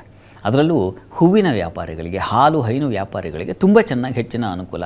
ದಿನಸಿ ವ್ಯಾಪಾರಿಗಳಿಗೆ, ಚಿಲ್ಲರೆ ಅಂಗಡಿ ಅಂತೀವಲ್ಲ, ತುಂಬ ಹೆಚ್ಚಿನ ವಹಿವಾಟು ನಡೆಯುವ ಸಾಧ್ಯತೆ ಸೂಚಿಸ್ತಾ ಇದೆ, ಚೆನ್ನಾಗಿದೆ. ಮತ್ತು ಕರ್ಮಸ್ಥಾನದಲ್ಲಿ ಶುಕ್ರ ಇದ್ದಾಗ ಲಾಭಾಧಿಪತಿ, ನೀವು ಎಲ್ಲ ಕೆಲಸಗಳಲ್ಲೂ ಕೌಶಲ್ಯ ಪ್ರದರ್ಶನ ಮಾಡ್ತಾರೆ. ತುಂಬ ಚೆನ್ನಾಗಿ, ನಾನು ಸುಮ್ಮನೆ ಏನೋ ಕೆಲಸ ಮಾಡ್ತಾಯಿಲ್ಲ, ತುಂಬ ಚೆನ್ನಾಗಿ ಕೆಲಸ ಮಾಡ್ತಾಯಿದ್ದೀನಿ ಅಂತ ನಿಮಗೆ ಒಂದು ವಿಶ್ವಾಸ, ಆತ್ಮವಿಶ್ವಾಸ ಅಂತಾರೆ, ಅದು ಆತ್ಮಸಂತೃಪ್ತಿ ಅಂತ ಕರೀತಾರೆ. ಆ ರೀತಿಯಲ್ಲಿ ಎರಡು ಕೆಲಸದಲ್ಲಿ ವಿಶ್ವಾಸವೂ ಇದೆ, ಕೆಲಸ ಮಾಡಿದ ಕೌಶಲ್ಯಪೂರ್ಣವಾಗಿದೆ ಅನ್ನೋ ಒಂದು ಸಂತೃಪ್ತಿಯೂ ಇದೆ. ಎರಡೂ ರೀತಿಯ ಒಂದು ಸಾಧ್ಯತೆಗಳನ್ನು ಸೂಚಿಸ್ತಾ ಇದೆ. ಶುಕ್ರನಿಂದಾಗಿ ಶುಭ ಫಲ ಅದು. ಆದರೆ ಆರೋಗ್ಯದಲ್ಲಿ ಸ್ವಲ್ಪ ಮಾತ್ರ ಏರುಪೇರು ಕಾಣ್ತೀರ. ಕಾರಣ ಜನ್ಮದಲ್ಲಿ ಮಾಂದ್ಯ ಸಂಚರಿಸುತ್ತೆ. ಅದು ಸೋಮವಾರ ಮತ್ತು ಮಂಗಳವಾರದ ಮಟ್ಟಿಗೆ ಸ್ವಲ್ಪ ನಿಮಗೆ ತೊಂದರೆ ಸೂಚಿಸ್ತಾ ಇದೆ. ಹೀಗಾಗಿ ಶಿರೋಬಾಧೆ, ತುಂಬ ಟೆನ್ಷನ್ ಮಾಡ್ಕೊಳ್ಳಿ. ಯಾವುದೋ ಒಂದು ಕೆಲಸ ಕೊಟ್ಟಿದ್ದಾರೆ ಅಂದರೆ ಅದ್ರ ಬಗ್ಗೆ ಹೆಚ್ಚು ಯೋಚನೆ ಮಾಡೋದು, ಅದನ್ನು ಹೇಗೆ ಕೆಲಸ ಮಾಡ್ತೀನೋ, ಏನು ಕತೆಯೋ, ಯಾರು ಏನಂತಾರೋ, ಚೆನ್ನಾಗಿ ಕೆಲಸ ಮಾಡ್ತೀನಾ ಇಲ್ವಾ, ಗೊಂದಲ ಬೇರೆ, ಈ ರೀತಿಯ ಒಂದು ಸಮಸ್ಯೆ ಸಿಕ್ಕಾಕ್ಕೊಳ್ತೀರ. ಆ ಆಲೋಚನೆಗಳ ಭಾರ ನಿಮ್ಮನ್ನು ಸ್ವಲ್ಪ ಪ್ರೆಸ್ ಮಾಡುತ್ತೆ. ಇರಲಿ, ಅದಕ್ಕೆ ಪರಿಹಾರ ನೋಡೋಣ. ಇನ್ನು ವಾರಾಂತ್ಯ ಗಮನಿಸೋಣ. ವಾರಾಂತ್ಯದಲ್ಲಿ ಕುಜನ ಸಂಚಾರ ಭಾಗ್ಯಸ್ಥಾನಕ್ಕಾಗುತ್ತೆ, ತುಂಬ ಚೆನ್ನಾಗಿದೆ. ವೃತ್ತಿಯಲ್ಲಿ ಗೌರವ ಪ್ರತಿಷ್ಠೆಗಳು ಸಿಗ್ತಕ್ಕಂತಹ ಸಾಧ್ಯತೆ, ದೈವಾನುಕೂಲತೆಯಿಂದ ವಿಶೇಷ ಮಾನ್ಯತೆ ಗೌರವ ಪಡಿತಕ್ಕಂತಹ ಸಾಧ್ಯತೆ ಕಾಣ್ತೀರ. ಸಹೋದರ ಸೇವಕರ ಸಹಾಯ ತುಂಬ ಚೆನ್ನಾಗಿರ್ತದೆ. ತೃತೀಯದಲ್ಲಿ ಚಂದ್ರ ಸಂಚರಿಸ್ತಾನೆ, ಚತುರ್ಥಕ್ಕೂ ಬಂದುಬಿಡ್ತಾನೆ. ಹೀಗಾಗಿ ವಾರಾಂತ್ಯದಲ್ಲಿ ದಿಗ್ಬಲ, ಸ್ತ್ರೀಯರಿಗೆ ಹೆಚ್ಚಿನ ಬಲ ಮತ್ತು ಬಂಧು ಮಿತ್ರರ ಸಹಾಯ ಸಹಕಾರ ತುಂಬ ಚೆನ್ನಾಗಿರ್ತದೆ. ಪ್ರಯಾಣ ಸೌಕರ್ಯ ಚೆನ್ನಾಗಿರ್ತದೆ. ಮಾರುಕಟ್ಟೆಗಳಲ್ಲಿ ಹೂವಿನ ವ್ಯಾಪಾರಿಗಳಿಗೆ, ಹಣ್ಣಿನ ವ್ಯಾಪಾರಿಗಳಿಗೆ ಸಮೃದ್ಧಿಯ ಫಲ ಕಾಣಲಿಕ್ಕೆ ಅವಕಾಶ ಇದೆ. ತುಂಬ ಚೆನ್ನಾಗಿದೆ ಅವರೇ. ಕರ್ಕಟಕ ರಾಶಿಯವರಿಗೆ ಗುರುವಾರದಿಂದ ನಿಮಗೆ ಒಂದು ರೀತಿಯಲ್ಲಿ ಗ್ರಾಫ್ ಹೀಗೆ ಹೋಗುತ್ತೆ, ತುಂಬ ಚೆನ್ನಾಗಿದೆ. ಈ ವಾರ ನಾನು ತುಂಬ ಸೌಖ್ಯವಾಗಿದ್ದೀನಪ್ಪ ಅಂತ ನಿಮಗೆ ಅನಿಸುತ್ತೆ. ಆ ರೀತಿಯ ಒಂದು ಶುಭ ಫಲ ಕಾಣ್ತೀರಾ. ಆರೋಗ್ಯದ ನಿಮಿತ್ತ ಸ್ವಲ್ಪ ಹುಷಾರು. ಮನೆ ದೇವರು ಪ್ರಾರ್ಥನೆ ಮಾಡ್ಕೊಳ್ಳಿ, ದುರ್ಗಾ ಕವಚವನ್ನು ಹೇಳ್ಕೊಳ್ಳಿ. ಇದ್ರ ಜೊತೆಗೆ ಮನೆ ದೇವ್ರ ಪ್ರಾರ್ಥನೆ ಜೊತೆಗೆ ದುರ್ಗಾ ಕವಚ ತಪ್ಪದೇ ಹೇಳ್ಕೊಳ್ಳಿ, ಅದು ನಿಮ್ಮ ಆರೋಗ್ಯ ಕಾಪಾಡುತ್ತೆ. ಇದು 4 ರಾಶಿಗಳ ಫಲಾಫಲ. ಈಗಾಗಲೇ 4 ರಾಶಿಗಳ ವಾರದ ಫಲ ಹೇಗಿತ್ತು ಅನ್ನೋದನ್ನ ಶಾಸ್ತ್ರಿಗಳು ತಿಳಿಸ್ಕೊಟ್ಟಿದ್ದಾರೆ. ಬನ್ನಿ, ಮುಂದಿನ 4 ರಾಶಿಗಳ ಈ ವಾರದ ಫಲ ಏನು, ಪರಿಹಾರ ಏನು ಅನ್ನೋದನ್ನ ನೋಡೋಣ. ಶಾಸ್ತ್ರಿಗಳೇ, ಮುಂದಿನ 4 ರಾಶಿಗಳ ಈ ವಾರದ ಫಲಾಫಲ ತಿಳಿಸೋದಾದ್ರೆ ಗಮನಿಸೋಣ. ಸಿಂಹರಾಶಿಯಿಂದ. ಸಿಂಹರಾಶಿಯವರಿಗೆ ಹೇಗಿದೆಯಪ್ಪ ಈ ವಾರದಲ್ಲಿ ಅಂತಂದರೆ, ಅತಿಯಾದ ವ್ಯಯ ಅಲೆದಾಟವನ್ನು ಸೂಚಿಸ್ತಾ ಇದೆ. ವೃತ್ತಿಯಲ್ಲಿ ಹೆಚ್ಚಿನ ಅನುಕೂಲಗಳನ್ನು ಕಾಣ್ತೀರಾ. ದಾಂಪತ್ಯದಲ್ಲಿ ಮನಸ್ತಾಪಗಳು, ಸ್ತ್ರೀಯರಿಗೆ ಕೆಲಸದ ಹೊರೆಗಳನ್ನು ಕಾಣುವ ಸಾಧ್ಯತೆ ಇದೆ. ಸಿಂಹರಾಶಿಯವರಿಗೆ ಏನಾಗಿದೆ, ಚಂದ್ರನ ಸಂಚಾರವನ್ನು ಗಮನಿಸಿಕೊಂಡ್ರೆ ನಿಮ್ಮ ವ್ಯಯಾಧಿಪತಿ ಆತ ಜನ್ಮದಲ್ಲಿ ಸಂಚರಿಸುವಾಗ ಅತಿಯಾದ ವ್ಯಯದ ಹೊರೆಯನ್ನು ಉಂಟು ಮಾಡ್ತಾನೆ. ಹೆಚ್ಚು ಖರ್ಚು ಮಾಡ್ಕೊಂಡ್ಬಿಟ್ಟೆ ಅಂತಕ್ಕಂಥ ಒಂದು ವ್ಯಥೆಯ ಸಂಕಟಕ್ಕೆ ಒಳಗಾಗ್ತೀರಾ ಮತ್ತು ಅಲೆದಾಟ ಶುರುವಾಗಿಬಿಡುತ್ತೆ. ಶಿರೋಬಾಧೆ ಶುರುವಾಗುತ್ತೆ, ಕಾಲಿನ ಬಾಧೆಗಳು ಶುರುವಾಗುವುದು. ಮಾಂದ್ಯವು ವ್ಯಯದಲ್ಲಿದೆ. ಈ ಕಾರಣದಿಂದಾಗಿ ತಲೆಗೆ ಕಾಲಿಗೆ ವಿಪರೀತವಾದ ಕೆಲಸ ಉಂಟಾಗಿ ಅವುಗಳೆರಡೂ ಕೆಲಸಕ್ಕೆ ಬರದೇ ಹೋಗ್ಬಿಡುತ್ತೇನಪ್ಪ ಅನ್ನೋಷ್ಟರ ಮಟ್ಟಿಗೆ ಆತಂಕ ಶುರುವಾಗೋ ಸಾಧ್ಯತೆ ಇದೆ ಸಿಂಹರಾಶಿಯವರಿಗೆ. ಹೆಚ್ಚು ಟೆನ್ಷನ್ ಮಾಡ್ಕೋಬೇಡಿ, ಕೂಲಾಗಿರಿ. ಕೆಲಸ ಆಗ್ತಾ ಇರುತ್ತೆ. ಭಗವಂತ ಒಂದು ನಿಯಮ ಮಾಡಿದ್ದಾನೆ. ಈ ವರ್ತಮ ಅಂದರೆ ದಾರಿ ಅಂತ, ಆ ದಾರಿಯಲ್ಲಿ ಹೋಗಬೇಕು ಅಂತ, ಹಾಗೇ ಆಗೋದಾಗುತ್ತೆ. ತಾಳಿಕೊಳ್ಬೇಕು. ತಾಳ್ಮೆ ಬಹಳ ಮುಖ್ಯ. ಹೀಗಾಗಿ ಸಮಾಧಾನವಾಗಿರಿ. ನಿಮ್ಮ ಕರ್ಮಾಧಿಪತಿ ಶುಕ್ರ ಭಾಗ್ಯದಲ್ಲಿರೋದು ಬಹಳ ಒಳ್ಳೆಯದು. ಹೀಗಾಗಿ ಕೆಲಸಗಳಿಗೆ ದೈವಾನುಕೂಲದಿಂದ ಸಹಾಯ ಉಂಟಾಗ್ತಕ್ಕಂಥದ್ದು, ಅಥವಾ ಇನ್ಯಾರೋ ದೇವ ರೂಪದಲ್ಲಿ ಬಂದ್ರಪ್ಪ ಸಹಾಯ ಮಾಡಿದ್ರು ಅಂತಕ್ಕಂಥ ವ್ಯಕ್ತಿಗಳು ಪರಿಚಯ ಆಗೋದು, ಈ ರೀತಿಯ ಒಂದು ಶುಭ ಫಲವನ್ನು ಖಂಡಿತ ಕಾಣ್ತೀರಾ. ಹೀಗಾಗಿ ಹೆಚ್ಚು ಯೋಚನೆ ಮಾಡಬೇಡಿ. ದಾಂಪತ್ಯದಲ್ಲಿ ಮನಸ್ತಾಪಗಳಿದ್ದಾವೆ. ಅಲ್ಲಿ ಬುಧ, ರಾಹು, ಕುಜ ಪ್ರಾರಂಭದಲ್ಲಿ ಇದೆ. ಹೀಗಾಗಿ ಸ್ವಲ್ಪ ಒರಟುತನ, ಸ್ವಲ್ಪ ಕೋಪ, ಆ ಭಾವಗಳೆಲ್ಲ ಸುಟ್ಟೋಗಿಬಿಡುವ ಸಾಧ್ಯತೆ. ದಾಂಪತ್ಯ ಭಾವವನ್ನು ಸುಟ್ಕೊಳ್ಬಾರ್ದು. ಅಲ್ಲಿ ಹಾಲು ಜೇನಿನ ಅಭಿಷೇಕ ಮಾಡಿಸಬೇಕು. ಪ್ರೇಮಾತಿಶಯವಿರದ ದಾಂಪತ್ಯ ವರ್ಧಿಸದು ಅಂತಾರೆ ಡಿ ವಿ ಜಿಯವರು. ಅತಿಶಯವಾದ ಹೀಗಿದ್ದಾಗ ನಾವು ಹೆಚ್ಚು ಪ್ರೀತಿಗೆ ತೊಡಗಬೇಕಾಗತ್ತೆ. ಹೀಗಾಗಿ ಸಿಂಹರಾಶಿಯವರು ಇದನ್ನೊಂದು ಗಮನದಲ್ಲಿಟ್ಕೊಳ್ಳಿ. ಇನ್ನು ವಾರದ ಅಂತ್ಯ ನೋಡೋಣ. ವಾರಾಂತ್ಯದಲ್ಲಿ ಸಹೋದರಲ್ಲಿ ಸಹಕಾರ ಇತ್ಯಾದಿ ಕಾಣ್ತೀರಾ. ಸೇವಕರಿಂದ ಸಹಾಯ ಕಾಣ್ತೀರಾ. ಸ್ಥೈರ್ಯಗಳಿರ್ತವೆ. ವೃತ್ತಿಯಲ್ಲಿ ವಿಘ್ನಗಳು, ತೊಂದರೆಗಳು ಬರಬಹುದು. ಆರೋಗ್ಯದಲ್ಲಿ ಸ್ವಲ್ಪ ಹಾನಿ, ಅಪಮಾನ ಸಾಧ್ಯತೆ. ಕಾರಣ ಅಷ್ಟಮಕ್ಕೆ ಹೋಗ್ತಾನೆ ಕುಜ ಈ ವಾರದ ಕೊನೆಯಲ್ಲಿ. ಈ ಕಾರಣದಿಂದಾಗಿ ಅಷ್ಟಮದಲ್ಲಿದ್ದಾಗ ನೋಡಿ, ಸುಖಾಧಿಪತಿ ಸುಖ ಹಾನಿ ಆಗುತ್ತೆ. ಭಾಗ್ಯಾಧಿಪತಿ ಭಾಗ್ಯ ಹಾನಿ ಆಗುತ್ತೆ. ಹೀಗಾಗಿ ದೈವಾನುಕೂಲವೂ ಇಲ್ಲ, ನನಗೆ ಸಮಾಧಾನ ಸೌಖ್ಯಗಳು ಇಲ್ಲ. ಈ ರೀತಿ ಆದಾಗ ಏನಾಗುತ್ತೆ, ಮನಸ್ಸು ಸ್ವಲ್ಪ ಹೆಚ್ಚಿನ ವ್ಯಥೆಗೆ ಒಳಗೊಂಡಿರುತ್ತೆ. ರಾಷ್ಟ್ರಾಧಿಪತಿ ರವಿ ಕೂಡ ಅಷ್ಟಮದಲ್ಲಿ ಸಂಚರಿಸ್ತಾ ಇದ್ದಾನೆ. ಹೀಗಾಗಿ ದುಸ್ಥಾನದಲ್ಲಿ ಗ್ರಹಗಳು ಸಂಚರಿಸುವಾಗ ಬಹಳ ಎಚ್ಚರಿಕೆ. ಅದು ರಂಧ್ರಸ್ಥಾನ ಅಂತ. ಯಾವ ರೀತಿ ಬಂದು ಪೆಟ್ಟು ಬೀಳುತ್ತೆ ಹೇಳೋಕ್ಕಾಗಲ್ಲ. ನಾವು ರಸ್ತೆಯಲ್ಲಿ ಸಾಕ್ತಾ ಇರ್ತೀವಿ, ಹಿಂದೆಯಿಂದ ಬರುತ್ತೋ, ಪಕ್ಕದಿಂದ ಬರುತ್ತೋ, ಎದುರುಗಡೆಯಿಂದನೇ ಬರುತ್ತೋ, ಅಥವಾ ಆಕಾಶದಿಂದ ತಪ್ಪಂತ ಉದುರು ಬೀಳುತ್ತೋ ಗೊತ್ತಿಲ್ಲ. ಹೀಗಾಗುತ್ತೆ. ರಂಧ್ರ ಅದು ರಹಸ್ಯ ಸ್ಥಾನ.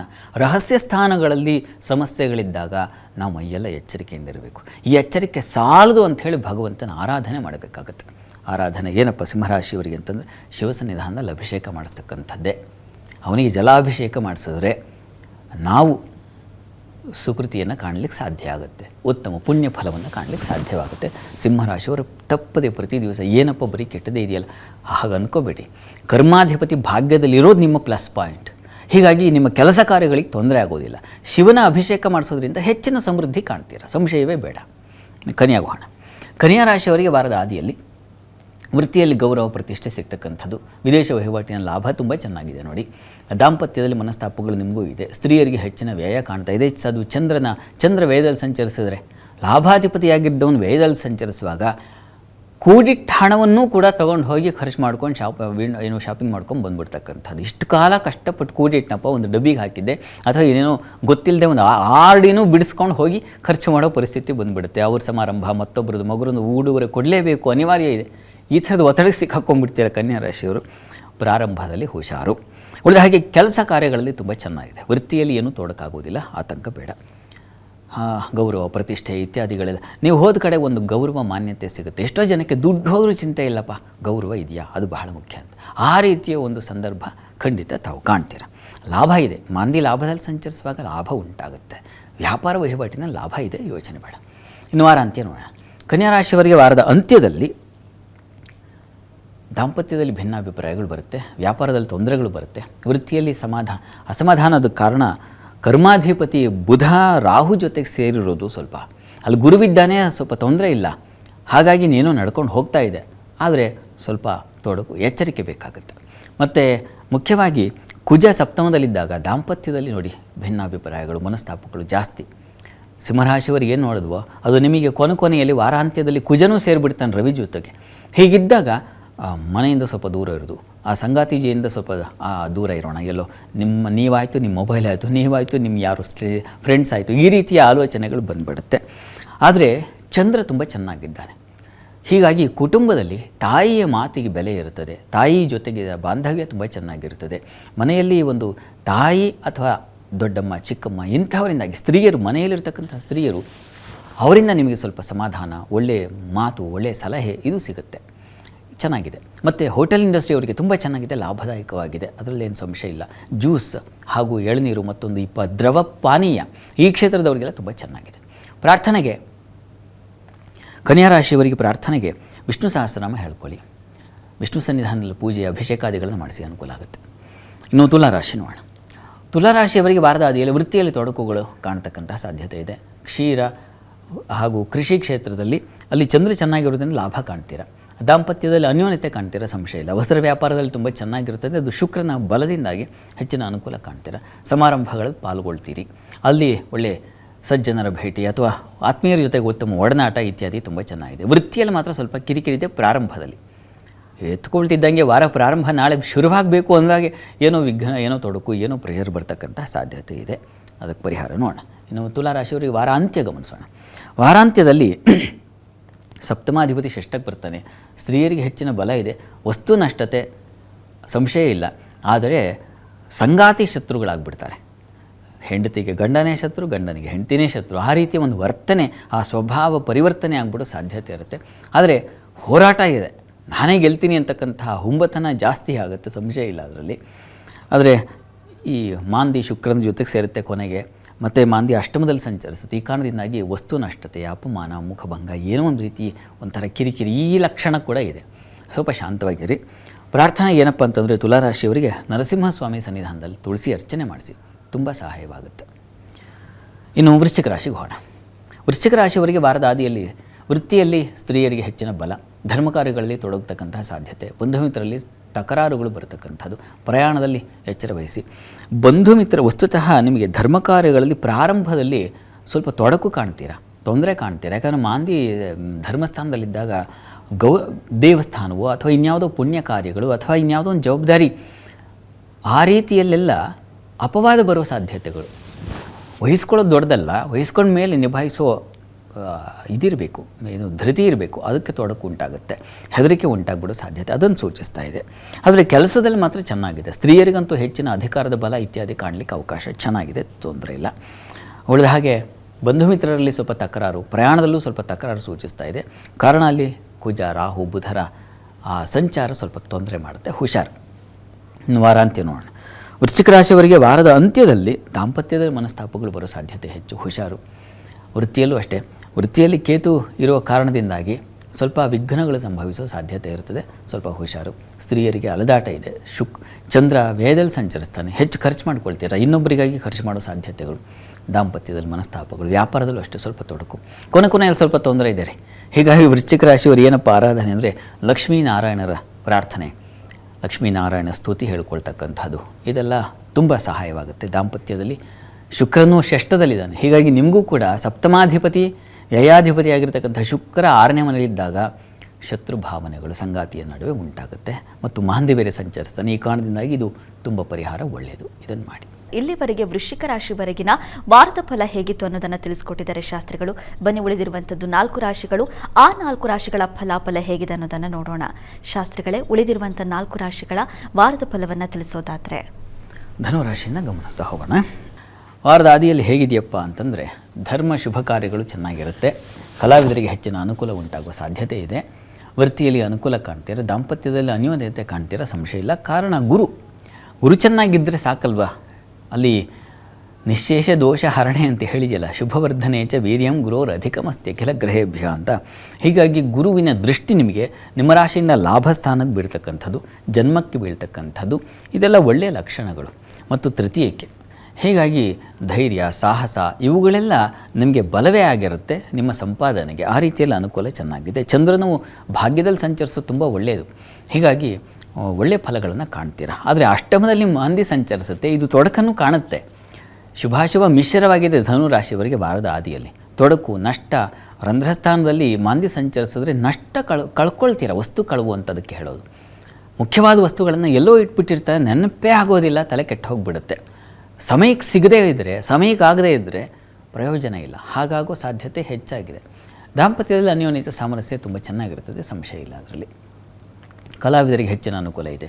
ಅಲ್ಲಿ ಶುಕ್ರ ಪಂಚಮದಲ್ಲಿವರು ತುಂಬ ಒಳ್ಳೆಯದು. ಈ ಸಂಗೀತಜ್ಞರಿಗೆ ನೃತ್ಯ, ಗೀತ, ವಾದ್ಯ, ಸಾಹಿತ್ಯ ಈ ಕ್ಷೇತ್ರಗಳಲ್ಲಿರೋರಿಗೆ ತುಂಬ ಚೆನ್ನಾಗಿದೆ. ಇನ್ನು ವಾರದ ಅಂತ್ಯ ಗಮನಿಸೋಣ. ವಾರಾಂತ್ಯದಲ್ಲಿ ಸಾಲ ಶತ್ರುಗಳ ಕಾಟ ಇರುತ್ತದೆ. ಸ್ತ್ರೀಯರಿಗೆ ಲಾಭ ಫಲ ತುಂಬ ಚೆನ್ನಾಗಿದೆ. ಪ್ರಯಾಣದ ಸ್ವಲ್ಪ ಎಚ್ಚರಿಕೆ ಬೇಕು.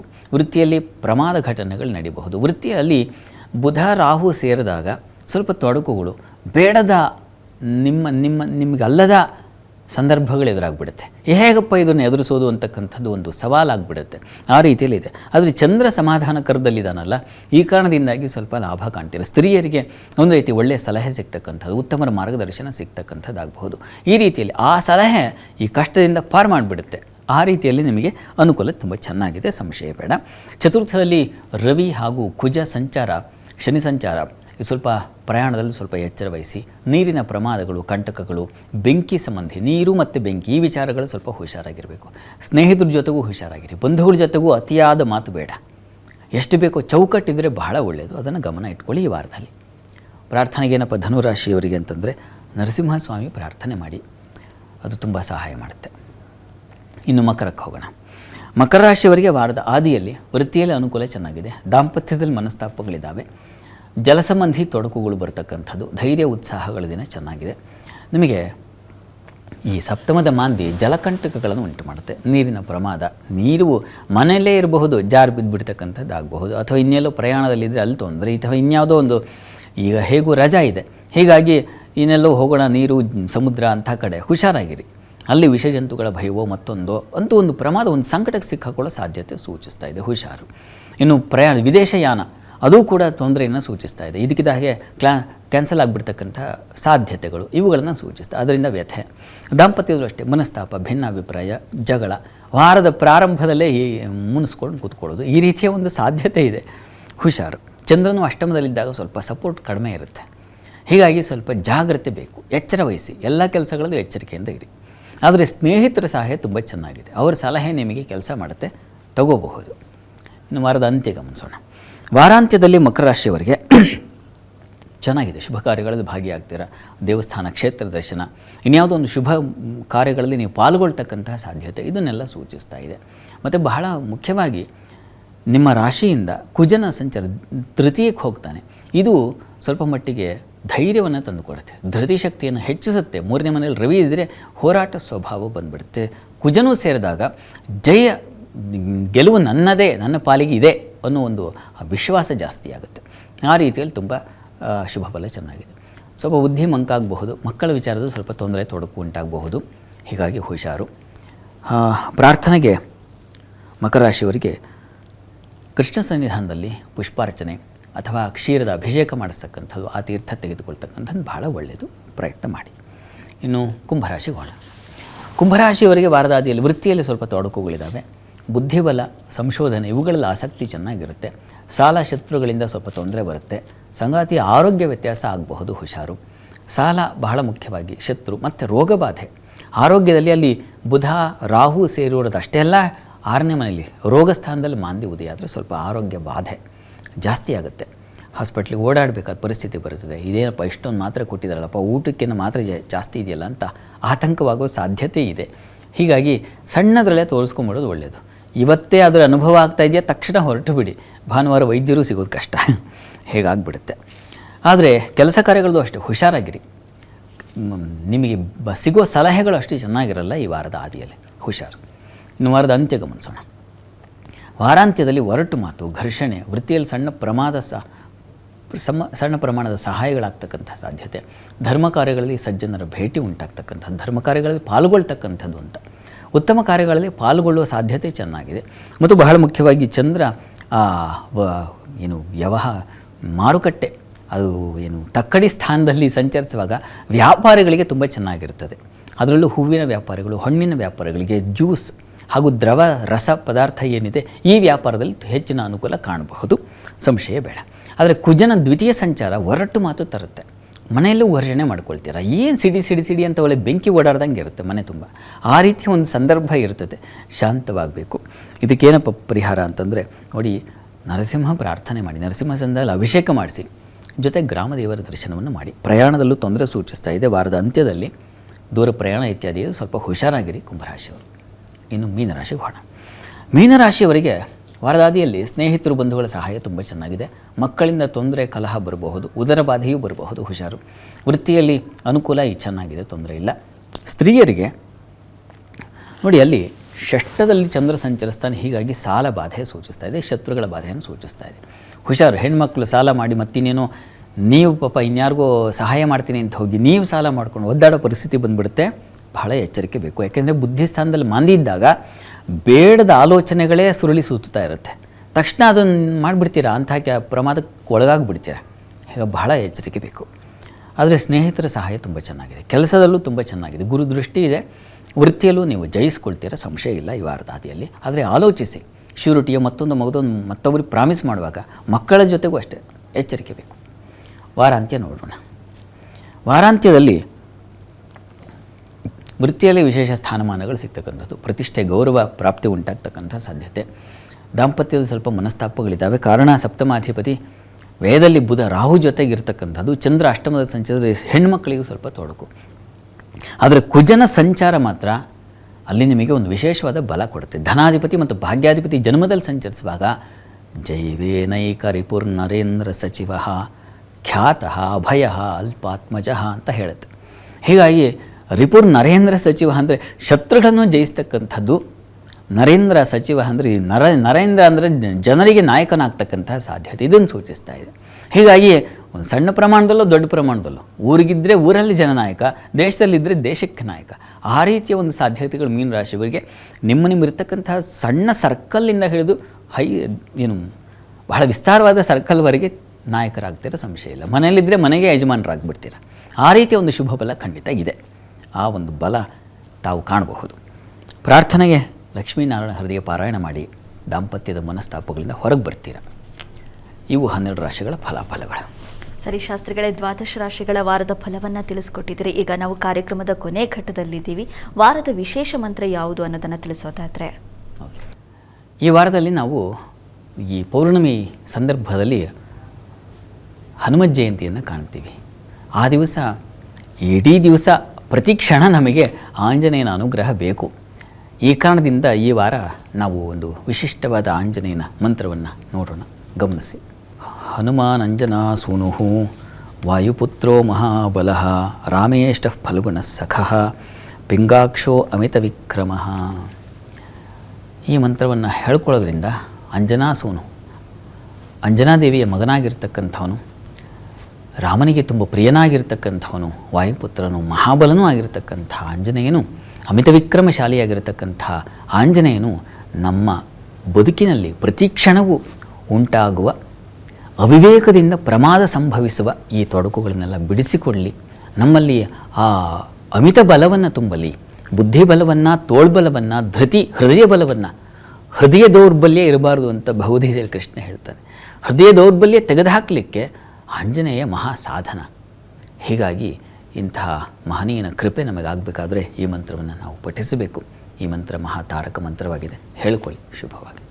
ಶಾಸ್ತ್ರಿಗಳೇ, ಈ ವಾರದ ವಿಶೇಷತೆ, ವಾರದ ದ್ವಾದಶ ರಾಶಿಗಳ ಫಲ, ಹಾಗೆ ಒಂದು ವಿಶೇಷವಾದಂಥ ಮಂತ್ರವನ್ನು ತಿಳಿಸ್ಕೊಟ್ಟಿದ್ದೀರಾ. ಧನ್ಯವಾದಗಳು ಶಾಸ್ತ್ರಿಗಳೇ. ಸರ್ವೇ ಜನಾಃ ಸುಖಿನೋ ಭವಂತು, ಸಮಸ್ತ ಸನ್ಮಂಗಳಾನಿ ಭವಂತು. ಎಲ್ಲರಿಗೂ ಶುಭವಾಗಲಿ. ವೀಕ್ಷಕರೇ, ಇದಾಗಿತ್ತು ಇವತ್ತಿನ ವಾರ ಭವಿಷ್ಯ ವಿಶೇಷ ಕಾರ್ಯಕ್ರಮ. ನೇರ ದಿಟ್ಟ ನಿರಂತರ ಸುದ್ದಿಗಾಗಿ ನೋಡ್ತಾ ಇರಿ ಏಷ್ಯಾನೆಟ್ ಸುವರ್ಣ ನ್ಯೂಸ್.